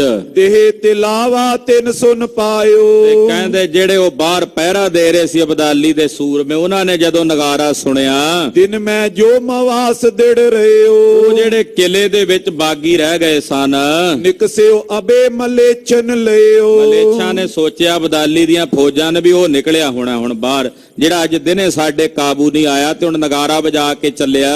ਦਸਤਾ ਏਕ ਚਮੂ ਕੋ ਭਾਰੀ। ਅਬਦਾਲੀ ਦਾ ਇੱਕ ਵੱਡਾ ਦਸਤਾ ਜਿਹੜਾ ਸੀ ਫੌਜ ਦਾ ਰਿਹਾਵਲ ਦਸਤਾ ਜਿਹੜਾ ਉਹ ਗਿਆ ਹਮਲਾ ਕਰਨ। ਓਰੜ ਆਨ ਪਰਿਓ ਬਲ ਤਾਰੀ। ਉਹ ਆ ਕੇ ਹਠੀ ਸਿੰਘ ਦੇ ਗਲ ਪੈ ਗਏ। ਸਾਠੋ ਸਿੰਘ ਘੇਰੇ ਤੇ ਨਮਾਈ। ਇਹਦੇ ਨਾਲ ਜਿਹੜੇ ਦੇ 60 ਸਿੰਘ ਸਨ ਉਹ ਘੇਰੇ ਵਿੱਚ ਘਿਰ ਗਏ। ਮਾਰਗ ਨਿਕਸਨ ਕੋ ਕਿਤਨਾਈ। ਹੁਣ ਕਿਧਰੋਂ ਨਿਕਲਣ ਦਾ ਰਸਤਾ ਨਾ ਰਿਹਾ। ਵੇਖਿਆ ਵੀ ਇਹ ਤਾਂ ਆਪ ਉਹਨਾਂ ਨੂੰ ਬੁਲਾ ਲਿਆ ਵੀ ਆਪ ਆ ਬੈਲ ਮੁਝੇ ਮਾਰ ਵਾਲੀ ਗੱਲ ਕਰ ਲਈ। ਹਠੀ ਸਿੰਘ ਕੋ ਰਿਸ ਕਰ ਕਇਓ। ਹਠੀ ਸਿੰਘ ਨੂੰ ਗੁੱਸੇ ਨਾਲ ਕਹਿਣ ਲੱਗੇ ਬਾਲ ਬੈਸੀ ਅਨਜਾਨ ਨ ਲਿਓ। ਕਹਿੰਦੇ ਬਾਲਪਣੇ ਦੀ ਅਵਸਥਾ ਵਿੱਚ ਤੂੰ ਅਣਜਾਣ ਹੈ, ਨਹੀਂ ਜਾਣਿਆ।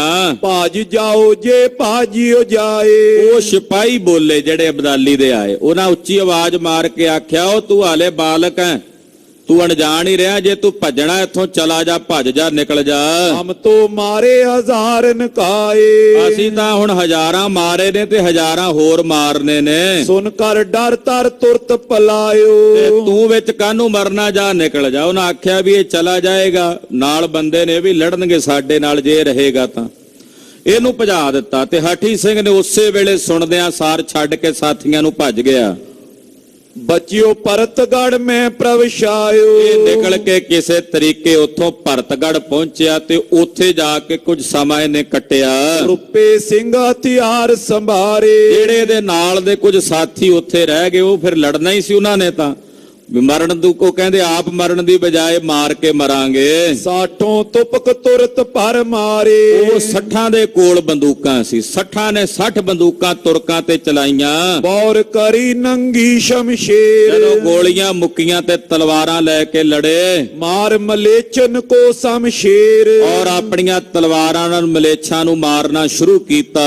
ਰਾਤ ਅੰਧੇਰੀ ਸੂਝ ਨ ਆਈ। ਹਨੇਰੀ ਰਾਤ ਸੀ, ਕੁਝ ਸੁਝਦਾ ਨਹੀਂ। ਆਪਸ ਵਿੱਚ ਤਲਵਾਰ ਚਲਾਈ। ਤੁਰਕਾਂ ਦੀਆਂ ਫੌਜਾਂ ਵਿੱਚੋਂ ਕਈਆਂ ਨੇ ਆਪੋ ਚ ਤਲਵਾਰਾਂ ਚਲਾ ਲਈਆਂ। ਉਤੀ ਚਮੂ 10 ਦੋਏ ਹਜ਼ਾਰ। ਤਕਰੀਬਨ 12,000 ਫੌਜ ਸੀ ਅਬਦਾਲੀ ਦੀ ਜਿਹੜੀ ਇੱਥੇ ਹਮਲਾ ਕਰਨ ਆਈ ਸੀ ਨਾ। ਤੇ ਆਪਸ ਵਿੱਚ ਕੱਟ ਗਏ ਤੇ ਸਬਾਰ। ਆਪਸ ਵਿੱਚ ਹੀ ਉਹਨਾਂ ਵਿੱਚੋਂ ਸੈਂਕੜੇ ਤਾਂ ਆਪਸ ਵਿੱਚ ਹੀ ਇੱਕ ਦੂਜੇ ਨੂੰ ਕੱਟ ਕੇ ਮਰ ਗਏ। ਸਿੰਘ ਜੰਗ ਮੈਂ ਸੁਰਗ ਸਿਧਾਰੇ। ਜਿਹੜੇ ਸਿੰਘ ਲੜੇ ਇੱਥੇ ਉਹਨਾਂ ਨੇ ਲੜ ਕੇ ਸ਼ਹੀਦੀਆਂ ਪ੍ਰਾਪਤ ਕੀਤੀਆਂ। ਦੁਸ਼ਟ ਹਜ਼ਾਰੋਂ ਤਾਂ ਪ੍ਰਹਾਰੇ। ਏਦਾਂ ਸੈਂਕੜਿਆਂ ਨੂੰ ਮਾਰ ਕੇ ਉਹ 60 ਸ਼ਹੀਦੀਆਂ ਪ੍ਰਾਪਤ ਕਰ ਗਏ। ਹਠੀ ਸਿੰਘ ਤੈਂ ਤੇ ਨਿਕਸਿਓ। ਹਠੀ ਸਿੰਘ ਕਿਸੇ ਤਰੀਕੇ ਉੱਥੋਂ ਨਿਕਲ ਕੇ ਪਹਿਲਾਂ ਭਰਤਗੜ ਨੂੰ ਨਿਕਲਿਆ। ਪੁਨ ਬੁਰਹਾਨਪੁਰੇ ਚੱਲ ਗਏਓ। ਫਿਰ ਉੱਥੋਂ ਚੱਲ ਕੇ ਬੁਰਹਾਨਪੁਰੇ ਚਲੇ। ਬੁਰਹਾਨਪੁਰ ਇਧਰ ਹਜੂਰ ਸਾਹਿਬ ਨੂੰ ਜਾਈਏ ਤੋ ਕਲਗੀਧਰ 10ਵੇਂ ਪਾਤਸ਼ਾਹ ਜੀ ਨੇ ਇੱਥੇ ਪੜਾ ਰੱਖਿਆ ਬੁਰਹਾਨਪੁਰ। ਗੁਰੂ ਨਾਨਕ ਸਾਹਿਬ ਦੇ ਵੀ ਚਰਨ ਪਏ ਆ। ਉੱਥੇ ਇੱਕ ਮਹਾਤਮਾ ਨੂੰ ਮਹਾਰਾਜ ਜੀ ਨੇ ਦਰਸ਼ਨ ਦਿੱਤੇ, ਆਤਮ ਗਿਆਨ ਦੀ ਸੋਝੀ ਦਿੱਤੀ। ਪਿੱਛੇ ਆਪ ਜੀ ਨੇ ਕਥਾ ਸੁਣੀ। ਤੋ ਹਠੀ ਸਿੰਘ ਚਲਦਾ ਚਲਦਾ ਬੁਰਹਾਨਪੁਰ ਪਹੁੰਚ ਗਿਆ। ਬਸਿਓ ਤਾਂ ਵੱਡ ਸਦਨ ਚਿਨਾਏ। ਉੱਥੇ ਹਠੀ ਸਿੰਘ ਰਿਹਾ ਤੇ ਉਹਨੇ ਆਪਣਾ ਇੱਕ ਨਵਾਂ ਘਰ ਉੱਥੇ ਅੱਜ ਵੀ ਹਠੀ ਸਿੰਘ ਅਜੀਤ ਸਿੰਘ ਦੀ ਯਾਦ ਵਿੱਚ ਕੋਈ ਹਵੇਲੀ ਦੱਸੀ ਜਾਂਦੀ ਹੈ ਵੀ ਉਹਨਾਂ ਦੀ ਜਗ੍ਹਾ ਬਣੀ ਹੋਈ ਆ। ਬਕਾਇਦਾ ਉਹਨਾਂ ਦੀ ਸੰਗਤ ਵੀ ਹੈ ਹਠੀ ਸਿੰਘ ਦੀ। ਹਾਲੇ ਵੀ ਉਹਦੇ ਮੰਨਣ ਵਾਲੇ ਕੁਝ ਕਨਿਆਈ ਹਨ ਜਿਹੜੇ ਮਹੀਨੇ ਬਾਅਦ ਤਕਰੀਬਨ ਉੱਥੇ ਆਉਂਦੇ, ਆ ਕੇ ਉਹ ਮੇਲਾ ਮਨਾਉਂਦੇ ਆ। ਬਕਾਇਦਾ ਅਜੀਤ ਸਿੰਘ ਦੀ, ਹਠੀ ਸਿੰਘ ਦੀ ਬਰਸੀ ਮਨਾਉਂਦੇ ਆ ਬੁਰਹਾਨਪੁਰ ਆ ਕੇ। ਤੋ ਹਾਲੇ ਵੀ ਇਸ ਤਰ੍ਹਾਂ ਉੱਥੇ ਉਹ ਜੋੜ ਮੇਲਾ, ਉਹ ਜਗ੍ਹਾ ਹਠੀ ਸਿੰਘ ਦੀ ਬਣੀ ਹੋਈ ਹੈ। ਸਿੱਖ ਸੰਗਤ ਕਰਕੇ ਸਮੁਦਾਏ। ਉੱਥੇ ਜਾ ਕੇ ਨੇ ਕਾਫੀ ਸਮਾਂ ਰਹਿ ਕੇ ਸਿੱਖ ਸੰਗਤ ਇਕੱਠੀ ਕੀਤੀ, ਉਹਨਾਂ ਦੇ ਵਿੱਚ ਪ੍ਰਚਾਰ ਕਰਦਾ ਰਿਹਾ। ਸੁਤੋ ਤਪਨ ਪਇਓ ਨੈ ਕੋਈ। ਹਠੀ ਸਿੰਘ ਦੇ ਅੱਗੇ ਕੋਈ ਪੁੱਤਰ ਨਹੀਂ ਪੈਦਾ ਹੋਇਆ। ਬੈਸ ਬਿਤਾਈ ਤੈਂ ਬਸ ਸੋਈ। ਇਹਨੇ ਆਪਣੀ ਸਾਰੀ ਜ਼ਿੰਦਗੀ ਫਿਰ ਉੱਥੇ ਬੁਰਹਾਨਪੁਰ 'ਚ ਹੀ ਰਹਿ ਕੇ ਬਤੀਤ ਕੀਤੀ। ਏਕ ਸੁਤਾ ਉਪਜੀ ਤੇ ਸਕੇਰੇ। ਇਹਦੇ ਘਰ ਇੱਕ ਲੜਕੀ ਨੇ ਜਨਮ ਲਿਆ। ਪੁਨ ਪਰਲੋਕ ਪਾ ਤਹਾਂ ਪਲੇਰੇ। ਉਹ ਲੜਕੀ ਇਹਦੀ ਹੋਈ, ਪੁੱਤਰ ਨਹੀਂ ਹੋਇਆ। ਤੋ ਇਹ ਆਪ ਮਰਨ ਤੋਂ ਬਾਅਦ ਪਰਲੋਕ ਗਮਨ ਕਰ ਗਿਆ।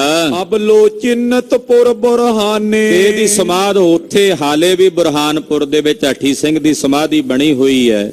ਔਰ ਉਹਦੇ ਚਿੰਨ੍ਹ, ਉਹਦੀਆਂ ਨਿਸ਼ਾਨੀਆਂ ਭਾਈ ਸੰਤੋਖ ਸਿੰਘ ਜੀ ਦੀ ਕਿੱਡੀ ਵੱਡੀ ਖੋਜ ਹੋਵੇਗੀ। ਅਸੀਂ ਅੱਜ ਵੀ ਹਾਲੇ ਤਾਈਂ ਇੰਨੇ ਸਾਧਨ ਨੇ ਉਹਨਾਂ ਥਾਵਾਂ ਤੇ ਨਹੀਂ ਜਾ ਸਕੇ, ਪਹੁੰਚ ਸਕੇ। ਭਾਈ ਸਾਹਿਬ ਕਿਹੜਿਆਂ ਤਰੀਕਿਆਂ ਨਾਲ ਕਿਵੇਂ ਉੱਥੋਂ ਸਾਰੀਆਂ ਖੋਜਾਂ ਵੀ ਉੱਥੇ ਹਾਲੇ ਵੀ ਨਿਸ਼ਾਨੀ ਹੈ। ਜਿਵੇਂ ਪਿੱਛੇ ਦੱਸਿਆ ਵੀ ਮਥੁਰਾ 'ਚ ਮਾਤਾ ਜੀ ਦੀ ਹਵੇਲੀ ਹੈ।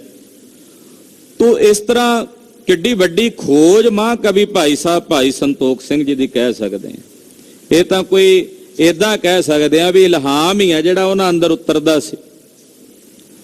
ਤੋ ਇਹੋ ਜਿਹੇ ਮਹਾਂਪੁਰਸ਼ਾਂ ਜਿਨ੍ਹਾਂ ਨੇ ਇਹੋ ਜਿਹਾ ਵੱਡਾ ਪਰਉਪਕਾਰ ਕੀਤਾ, ਸਾਨੂੰ ਜਿੱਥੇ ਜਿੱਥੇ ਉਹਨਾਂ ਦੀ ਕੋਈ ਉਹਨਾਂ ਨੂੰ ਪੁਖਤਾ ਖਬਰ ਮਿਲੀ ਹੈ ਵੀ ਉੱਥੇ ਆ ਜਗ੍ਹਾ ਹੈ, ਉੱਥੇ ਆ ਦਰਖਤ ਹੈ, ਜਾਂ ਉੱਥੇ ਆ ਇਮਾਰਤ ਬਣੀ ਹੋਈ, ਉੱਥੇ ਆ ਮਹਾਰਾਜ ਜੀ ਦੀ ਉਹ ਭਾਈ ਸਾਹਿਬ ਨੇ ਐਨ ਬੜੀ ਇਮਾਨਦਾਰੀ ਨਾਲ ਉੱਥੇ ਲਿਖਿਆ ਵੀ ਇੱਥੇ ਆ ਚੀਜ਼ ਹੁਣ ਵੀ ਹੈ, ਮੈਨੂੰ ਫਲਾਣੇ ਸਿੱਖ ਨੇ ਦੱਸਿਆ ਜਾਂ ਫਲਾਣੇ ਰਾਹੀਂ ਮੈਨੂੰ ਪਤਾ ਲੱਗਾ। ਇਹ ਭਾਈ ਸਾਹਿਬ ਜੀ ਦੀ ਬੜੀ ਵੱਡੀ ਇਮਾਨਦਾਰੀ ਹੈ। ਤੋ ਭਾਈ ਸਾਹਿਬ ਕਹਿੰਦੇ ਬੁਰਹਾਨਪੁਰ ਚ ਹੁਣ ਵੀ ਉਹ ਚਿੰਨ ਨਿਸ਼ਾਨੀਆਂ ਦੱਸੀਆਂ ਜਾਂਦੀਆਂ, ਮੈਨੂੰ ਪਤਾ ਹੈ। ਹਾਠੀ ਸਿੰਘ ਕੋ ਥਲ ਨਰ ਜਾਣੇ, ਹਾਠੀ ਸਿੰਘ ਦੀ ਜਗ੍ਹਾ ਉੱਥੇ ਜਾਣੀ ਜਾਂਦੀ ਹੈ। ਅਹਿਮਦ ਸ਼ਾਹ ਮੁਰੇ ਉਹ ਪੁਨ ਪਾਛੇ, ਇਧਰ ਅਹਿਮਦ ਸ਼ਾਹ ਦਰਬਾਰ ਸਾਹਿਬ ਤੇ ਹਮਲਾ ਕਰਕੇ ਜਦੋਂ ਵਾਪਸ ਮੁੜਿਆ, ਜ਼ਖਮੀ ਹੋ ਗਿਆ ਸੀ ਇੱਥੇ। ਲੜੇ ਸਿੰਘ ਜਿਤ ਕਿਤ ਤੇ ਆਛੇ, ਸਿੰਘ ਚੰਗੀ ਤਰ੍ਹਾਂ ਲੜੇ। ਅਬਦਾਲੀ ਹਾਲੇ ਦਰਬਾਰ ਸਾਹਿਬ ਦੀ ਬੇਅਦਬੀ ਕਰਕੇ ਮੁੜਿਆ ਹੀ ਸੀ ਤੇ ਰਾਹ 'ਚ ਜਾ ਘੇਰਿਆ ਸੀ ਖਾਲਸੇ ਨੇ। ਆਗਾ ਪਾਛਾ ਲੂਟ ਪਲਾਵੇਂ, ਇਹਦੇ ਅੱਗੇ ਪਿੱਛੋਂ ਸਿੰਘ ਜਿਵੇਂ ਇਹਨੂੰ ਗੁਰੀਲਾ ਨੀਤੀ ਦਾ ਕਹਿੰਦੇ ਆ ਵੀ ਉਹਦੇ ਤਰੀਕੇ ਨਾਲ ਇਹਦੀ ਫੌਜ ਦੇ ਉੱਤੇ ਹਮਲਾ ਕਰਕੇ ਸਿੰਘ ਲੁੱਟ-ਮਾਰ ਕਰਕੇ ਲੈ ਜਾਂਦੇ। ਰਿਪ ਕੋ ਕਸ਼ਟ ਮਾਂ ਦਿਖਰਾਵੇਂ, ਔਰ ਦੁਸ਼ਮਣ ਨੂੰ ਵੱਡਾ ਕਸ਼ਟ ਖਾਲਸੇ ਨੇ ਵਿਖਾਇਆ। ਇਮਈ ਮਾਰਤ ਅਟਕ ਉਤਾਰਾ, ਅਬਦਾਲੀ ਨੂੰ ਇਹੋ ਜਿਹਾ ਦੱਬ ਕੇ ਲੈ ਕੇ ਗਏ ਸਿੰਘ, ਪਿੱਛੇ ਪਿੱਛੇ ਅਟਕ ਦਰਿਆ ਪਾਰ ਕਰਾ ਕੇ ਆਏ ਇਹਨੂੰ। ਉਧਰ ਅੰਮ੍ਰਿਤਸਰ ਉਜਾੜ, ਇਧਰ ਵੱਡੇ ਕੱਲੂ ਘਾਰੇ 'ਚ ਕਿੱਡਾ ਨੁਕਸਾਨ ਹੋਇਆ ਸੀ ਸਿੰਘਾਂ ਦਾ। ਤੇ ਅਬਦਾਲੀ ਜਦੋਂ ਦਰਬਾਰ ਸਾਹਿਬ ਤੇ ਹਮਲਾ ਕਰਕੇ ਗਿਆ ਹੀ ਸੀ ਤੇ ਸਿੰਘਾਂ ਨੇ ਇਹੋ ਜਿਹਾ ਇਹਦਾ ਪੈਰ ਦੱਬੇ ਮਗਰ ਮਗਰ ਵੀ ਅਟਕ ਦਰਿਆ ਨੂੰ ਪਾਰ ਕਰਾ ਕੇ ਆਏ। ਤੇ ਜਿਹੜੀਆਂ ਲੜਕੀਆਂ ਇਹਨੇ ਕੈਦ ਕੀਤੀਆਂ ਹੋਈਆਂ ਲੈ ਕੇ ਚੱਲਿਆ, ਉਹ ਵੀ ਛੁਡਾ ਕੇ ਸਿੰਘਾਂ ਨੇ, ਜੱਸਾ ਸਿੰਘ ਆਹਲੂਵਾਲੀਆ ਜੀ ਨੇ, ਤਕਰੀਬਨ 60,000 ਲੜਕੀਆਂ ਸਨ ਇਹਦੀ ਕੈਦ ਵਿੱਚ, ਜਿਹੜੀਆਂ ਛੁਡਾ ਕੇ ਜੱਸਾ ਸਿੰਘ ਜੀ ਨੇ ਹਿੰਦੁਸਤਾਨ ਦੇ ਜਿੱਥੋਂ ਜਿੱਥੋਂ ਦੇ ਕੋਨਿਆਂ ਚੋਂ ਲਿਆਂਦੀਆਂ ਸੀ, ਉਹਨਾਂ ਦੇ ਘਰੋਂ ਘਰੀ ਪਹੁੰਚਦੀਆਂ ਕੀਤੀਆਂ। ਉਸ ਦਿਨ ਤੋਂ ਬਾਅਦ ਸਰਦਾਰ ਜੱਸਾ ਸਿੰਘ ਆਹਲੂਵਾਲੀਆ ਜੀ ਨੂੰ ਬੰਦੀ ਛੋੜ ਦਾ ਖਿਤਾਬ ਪੰਥ ਨੇ ਦਿੱਤਾ। ਹਾਂਜੀ, ਸ਼੍ਰੀ ਅੰਮ੍ਰਿਤਸਰ ਬੋਰੇ ਉਸਾਰਾ, ਔਰ ਦਰਬਾਰ ਸਾਹਿਬ ਦੀ ਇਮਾਰਤ ਢੱਠ ਗਈ ਸੀ ਤੇ ਸਰੋਵਰ ਦੀ ਪਰਿਕਰਮਾ ਵੀ ਸਾਰੀ ਇਹਨੇ ਪੌੜੀਆਂ ਤੋੜ ਦਿੱਤੀਆਂ ਸੀ, ਭਰ ਦਿੱਤਾ ਸੀ, ਪੂਰ ਦਿੱਤਾ ਸੀ। ਤੋ ਸਿੰਘਾਂ ਨੇ ਕਾਰ ਸੇਵਾ ਸ਼ੁਰੂ ਕੀਤੀ, ਦਰਬਾਰ ਦੀ ਸੇਵਾ ਉਸਾਰੀ ਕੀਤੀ। ਮਿਰਤਕਾ ਕਾਰ ਦੁਸ਼ਾਲਨ ਡਾਲੇ, ਤੋ ਸਿੰਘਾਂ 'ਚ ਇੰਨਾ ਪਿਆਰ, ਕਹਿੰਦੇ ਜਿਹੜੀ ਸਰੋਵਰ ਦੀ ਗਾਰ ਸੀ ਨਾ, ਮਿੱਟੀ ਸੀ, ਉਹ ਕੀਮਤੀ ਦੁਸ਼ਾਲਿਆਂ ਵਿੱਚ ਭਰ ਭਰ ਕੇ ਬਾਹਰ ਕੱਢੀ ਸਿੰਘਾਂ ਨੇ ਭਾਵਨਾ ਨਾਲ। ਹੁਣ ਤਸਲੇ ਇੰਨੇ ਕਿੱਥੋਂ ਲਿਆਉਂਦੇ ਆ, ਪਿੱਛੇ ਸੇਵਾ ਹੋਈ, ਆਪ ਜੀ ਨੇ ਦਰਸ਼ਨ ਕੀਤੇ ਆ ਨਾ ਸਰੋਵਰ ਦੇ। ਕੀਮਤੀ ਤੋਂ ਕੀਮਤੀ ਵਸਤਰਾਂ ਦੇ ਵਿੱਚ ਸਿੰਘਾਂ ਨੇ ਉਹ ਮਹਾਰਾਜ ਜੀ ਦੇ ਸਰੋਵਰ ਦੀ ਜਿਹੜੀ ਗਾਰ ਸੀ ਉਹ ਕੱਢ ਕੇ ਲੈ ਕੇ ਗਏ। ਕਈ ਤਾਂ ਘਰ ਹੀ ਲੈ ਗਏ ਭਾਵਨਾ ਨਾਲ। ਤੋ ਬੜੇ ਪ੍ਰੇਮ ਨਾਲ ਮਹਾਰਾਜ ਜੀ ਦੇ ਸਰੋਵਰ ਦੀ ਸੇਵਾ ਖਾਲਸੇ ਨੇ ਕੀਤੀ। ਗੁਰੂ ਨੀਵ ਤੇ ਚਿੰਨਿਓ ਉਤਾਲੇ, ਫਿਰ ਉੱਥੇ ਅਬਦਾਲੀ ਦੀ ਫੌਜ ਵੀ ਵਿੱਚੋਂ ਜਿਹੜੇ ਸਿਪਾਹੀ ਕਾਬੂ ਕਰਕੇ ਲਿਆਂਦੇ, ਉਹਨਾਂ ਨੇ ਆਖਿਆ ਜਿਹਨਾਂ ਹੱਥਾਂ ਨਾਲ ਭਰਦੇ ਰਹੋ ਤੁਸੀਂ ਵੀ ਕੱਢੋ ਨਾਲ, ਉਹਨਾਂ ਨੂੰ ਵੀ ਦੰਡ ਦਿੱਤਾ। ਔਰ ਇਸ ਪ੍ਰਕਾਰ ਨਾਲ ਸਰੋਵਰ ਜਿਹੜਾ ਦਰਬਾਰ ਸਾਹਿਬ ਦੀ ਨੀਂਹ ਸੀ ਨਾ, ਸਰਦਾਰ ਜੱਸਾ ਸਿੰਘ ਜੀ ਹੋਣੀ ਸਮੁੱਚੇ ਪੰਥ ਨੇ ਵਿਚਾਰ ਕੀਤੀ ਵੀ ਆਪਾਂ ਬਦਲਣਾ ਨਹੀਂ ਕੁਝ। ਜਿਵੇਂ ਗੁਰੂ ਅਰਜਨ ਸਾਹਿਬ ਜੀ ਨੇ ਨੀਂਹ ਰੱਖੀ ਸੀ, ਜਿੱਥੇ ਰੱਖੀ ਸੀ ਇਨ ਬਿਨ ਉਸੇ ਜਗ੍ਹਾ ਤੋਂ ਦੁਬਾਰਾ ਨਹੀਂ, ਉੱਥੋਂ ਹੀ ਚੁੱਕ ਕੇ ਹਰਮੰਦਰ ਸਾਹਿਬ ਦੀ ਰਚਨਾ ਕੀਤੀ। ਜਿਹੜੀ ਹੁਣ ਇਮਾਰਤ ਬਣੀ ਹੈ ਨਾ, ਇਹ ਦੇਸ ਰਾਜ ਜੀ ਇਹਨਾਂ ਦੀ ਡਿਊਟੀ ਲਾਈ ਸੀ ਜੱਸਾ ਸਿੰਘ ਆਹਲੂਵਾਲੀਆ ਜੀ ਨੇ ਕਿ ਇਹਨਾਂ ਦੀ ਮਾਰਫਤ ਉਹ ਸਾਰੀ ਸੇਵਾ ਦਰਬਾਰ ਦੀ, ਸੋਨੇ ਦੀ ਸੇਵਾ ਬਾਅਦ ਚ ਮਹਾਰਾਜਾ ਰਣਜੀਤ ਸਿੰਘ ਹੁਣਾਂ ਨੇ ਕਰਵਾਈ ਹੈ। ਤੋ ਇਹ ਦਰਬਾਰ ਸਾਹਿਬ ਦੀ ਜਿਹੜੀ ਹੁਣ ਜਿਹੜੀ ਇਮਾਰਤ ਆਪ ਜੀ ਦਰਬਾਰ ਦੇ ਦਰਸ਼ਨ ਕਰਦੇ ਹੋ, ਇਹ ਪਾਵਨ ਦਰਬਾਰ ਜੱਸਾ ਸਿੰਘ ਆਹਲੂਵਾਲੀਏ ਦੇ ਸਮੇਂ ਪੰਥ ਨੇ ਬੜੇ ਸੋਹਣੇ ਢੰਗ ਨਾਲ, ਇੰਨੀ ਮਜ਼ਬੂਤੀ ਨਾਲ ਥੱਲਿਓਂ ਇਹਦੀ ਉਸਾਰੀ ਕੀਤੀ। ਪਿੱਛੇ ਕਾਰ ਸੇਵਾ ਦੇ ਦੌਰਾਨ ਜਦੋਂ ਵੇਖੀਆਂ ਥੱਲਿਓਂ ਸਵਰਗਦੁਆਰੀਆਂ ਤੇ ਉਹਨਾਂ ਵਿੱਚ ਤਾਂਬਾ ਭਰਿਆ ਹੋਇਆ, ਪਿੱਤਲ ਤਾਂਬੇ ਦੀਆਂ ਨੀਹਾਂ, ਵੀ ਉਹ ਆਉਣ ਵਾਲੇ ਵੀ ਹਾਲੇ ਸੈਂਕੜੇ ਸਾਲਾਂ ਤੱਕ ਉਹ ਨੀਹਾਂ ਹਿੱਲਣਗੀਆਂ ਨਹੀਂ, ਇੰਨੀ ਮਜ਼ਬੂਤੀ ਨਾਲ ਬਣਾਇਆ ਹੋਇਆ, ਇੰਨੀ ਭਾਵਨਾ ਪੰਥ ਦੀ।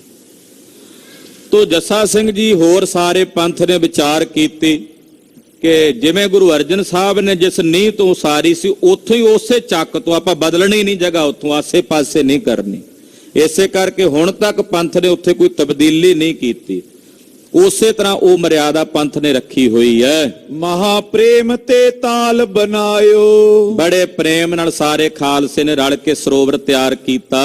ਹਰ ਮੰਦਰ ਸੁੰਦਰ ਉਸਰਾਇਓ, ਔਰ ਸੱਚਖੰਡ ਸ੍ਰੀ ਹਰਿਮੰਦਰ ਸਾਹਿਬ ਜੀ ਦੀ ਸੇਵਾ ਜਿਹੜੀ ਹੈ ਉਹ ਕੀਤੀ। ਤਕਰੀਬਨ 1821 ਸੰਮਤ ਬਿਕਰਮੀ ਵਿੱਚ ਪੰਥ ਨੇ ਇਹਦੀ ਸੇਵਾ ਆਰੰਭ ਕੀਤੀ। ਗੁਰ ਮਰਿਆਦ ਤੇ ਵਾਦ ਨ ਘਾਟ, ਗੁਰੂ ਸਾਹਿਬ ਜੀ ਦੀ ਮਰਿਆਦਾ ਮੁਤਾਬਕ ਮਜਾਲ ਹੈ ਵੀ 1 ਇੰਚ ਦਾ ਵੀ ਵੱਧ ਘੱਟ ਜਿੰਨੀ ਦਰਬਾਰ ਦੀ ਚੌਂਕੀ ਗੁਰੂ ਅਰਜਨ ਸਾਹਿਬ ਨੇ ਰੱਖੀ ਸੀ, ਜਿਵੇਂ ਪੁਲ ਬਣਾਇਆ ਸੀ, ਇਨ ਬਿਨ ਉਸੇ ਤਰ੍ਹਾਂ ਪੰਥ ਨੇ ਉਹੀ ਨਕਸ਼ਾ ਰੱਖਿਆ।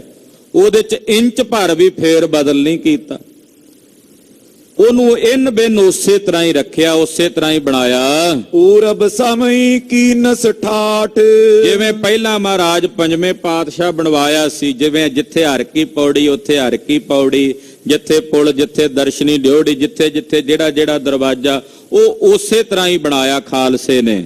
ਅਬਲੋ ਦਰਸ ਲਗੇ ਬਹੁ ਤੇਰਾ,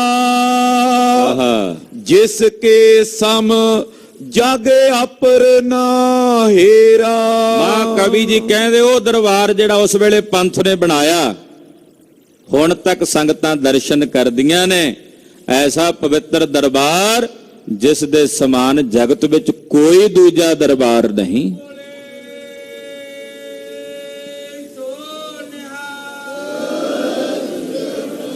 ਡਿਠੇ ਸਭੇ ਥਾਮ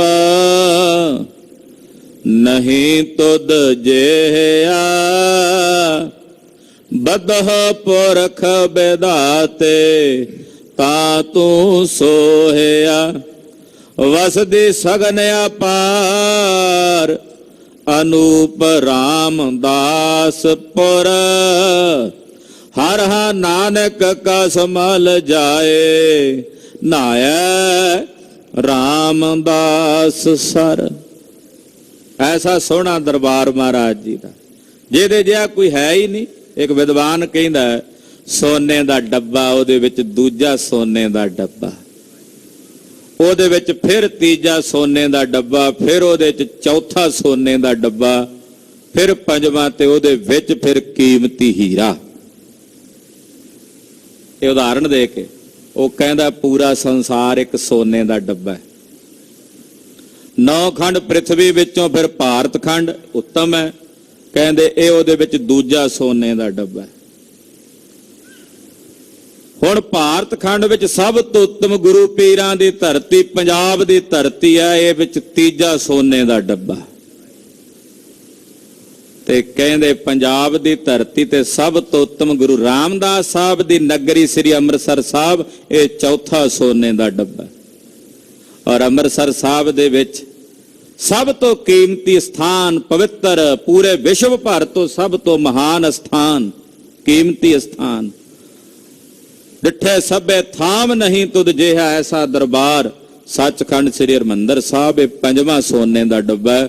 ਔਰ ਉਹਦੇ ਵਿੱਚ ਕੀਮਤੀ ਹੀਰਾ ਧੰਨ ਗੁਰੂ ਗ੍ਰੰਥ ਸਾਹਿਬ ਜੀ ਦਾ ਪ੍ਰਕਾਸ਼ ਹੈ।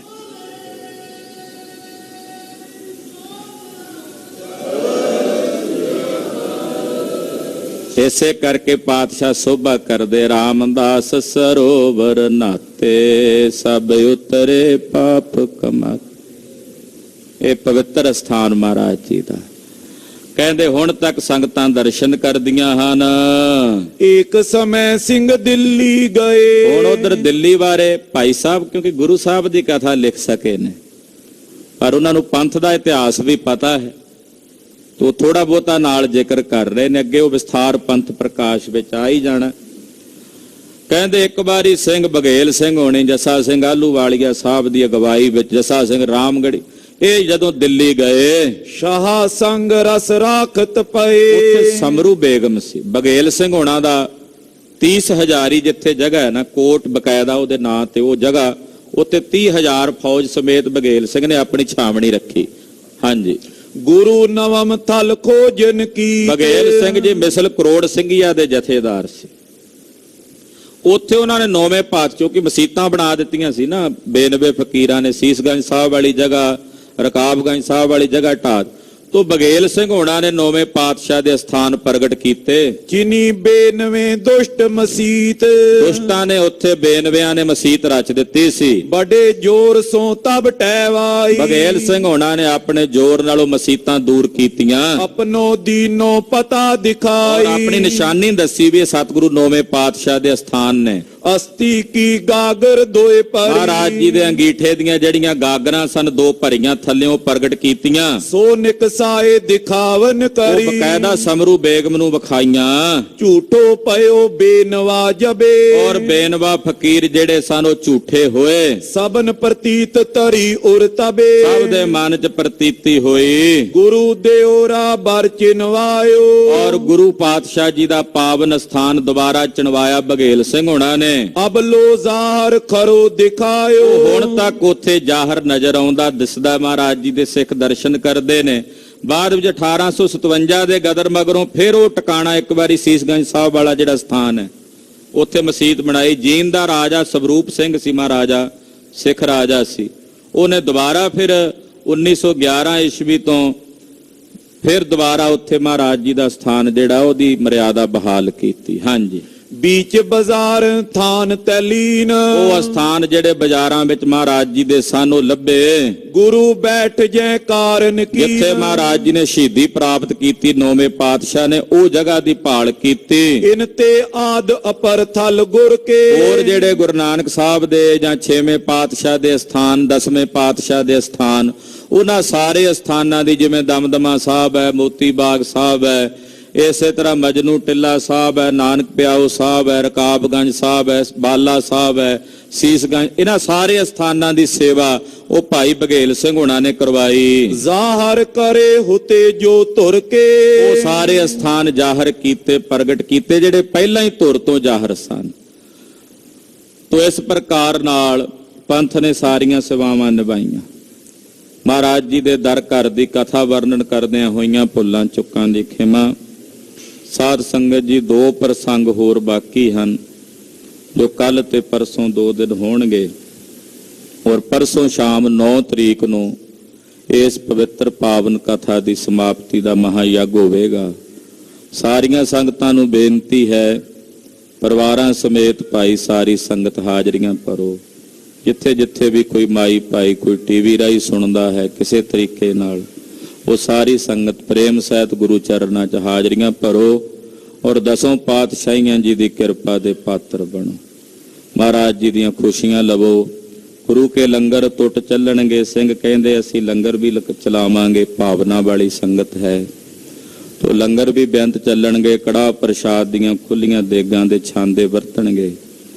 ਔਰ ਜੇ ਕੋਈ ਮਾਈ ਭਾਈ ਲੱਡੂਆਂ ਦੀ ਸੇਵਾ ਗੁਰੂ ਘਰ ਵਿੱਚ ਕੋਈ ਲੱਡੂ ਲਿਆ ਸਕਦਾ ਉਹ ਵੀ ਲਿਆ ਸਕਦੇ ਨੇ। ਸਾਰੀ ਸੰਗਤ ਵਿੱਚ ਖੁਸ਼ੀ ਦਾ ਮਹਾਯੱਗ ਹੈ।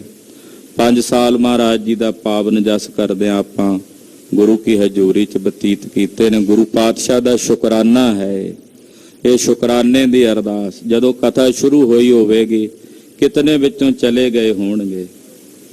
ਇਹ ਸਾਹਿਬ ਨੇ ਸਾਨੂੰ ਆਪਣਾ ਜਸ ਕਰਨ ਤੇ ਸੁਣਨ ਦਾ ਬਲ ਬਖਸ਼ਿਆ। ਪਾਤਸ਼ਾਹ ਦਾ ਸ਼ੁਕਰਾਨਾ ਕਰਨ ਵਾਸਤੇ ਪਰਸੋਂ ਸਾਰੀ ਸੰਗਤ ਨੂੰ ਬੇਨਤੀ ਹੈ, ਹਾਜ਼ਰੀਆਂ ਭਰੋ ਔਰ ਗੁਰੂ ਪਾਤਸ਼ਾਹ ਜੀ ਦੀਆਂ ਖੁਸ਼ੀਆਂ ਪ੍ਰਾਪਤ ਕਰੋ ਜੀ। ਵਿਸਰ ਨਾਹੀਂ ਦਾਤਾਰ, ਵਿਸਰ ਨਾਹੀਂ ਦਾਤਾਰ, विसर नाई दातार, विसर नाई दातार। ਆਪਣਾ ਨਾਮ ਦੇਹੋ, ਆਪਣਾ ਨਾਮ ਦੇਹੋ, अपना नाम देओ, अपना नाम देओ। ਗੁਣ ਗਾਵਾਂ ਦਿਨ ਰਾਤ, ਗੁਣ ਗਾਵਾਂ ਦਿਨ ਰਾਤ, गुण गावा दिन रात, गुण गावा दिन रात। ਨਾਨਕ ਚਾਉ ਇਹੋ, ਨਾਨਕ ਚਾਉ ਇਹੋ, नानक चाओ एओ, नानक चाओ एओ। ਵਾਹਿਗੁਰੂ ਵਾਹਿਗੁਰੂ ਵਾਹਿਗੁਰੂ। ਵਾਹਿਗੁਰੂ ਵਾਹਿਗੁਰੂ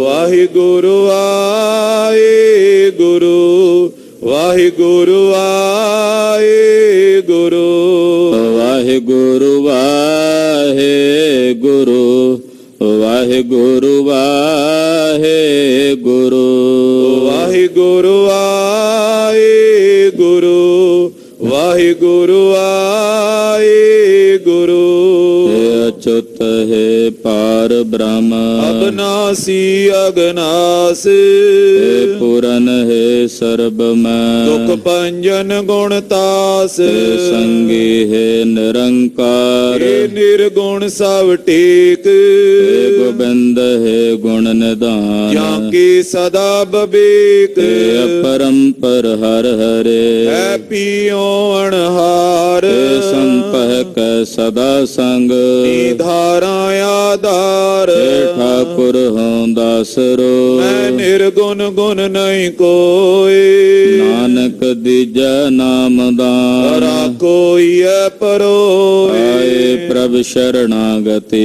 ਕਿਰਪਾ ਨਿਧ ਦਿਆਲ ਏਕ ਅੱਖਰ ਹਰ ਮਨ ਬਸਤ ਨਾਨਕ ਹੋਤ ਨਿਆਲ ਵਾਹਿਗੁਰੂ ਨਾਮ ਜਹਾਜ ਹੈ ਜੜੇ ਸੋ ਤੇਰੇ ਪਾਰ ਜੋ ਸ਼ਰਧਾ ਕਰ ਸੇਵੰਦੇ ਗੁਰ ਪਾਰੇ ਉਤਾਰ ਨਿਆਰ ਵਾਹਿਗੁਰੂ ਨਾਮ ਜਹਾਜ ਹੈ ਜੜੇ ਸੋ ਤੇਰੇ ਪਾਰ ਜੋ ਸ਼ਰਧਾ ਕਰ ਸੇਵੰਦੇ ਗੁਰ ਪਾਰੇ ਉਤਾਰ ਨਿਆਰ ਵਾਹਿਗੁਰੂ ਜੀ ਕਾ ਖਾਲਸਾ ਵਾਹਿਗੁਰੂ ਜੀ ਕੀ ਫਤਿਹ।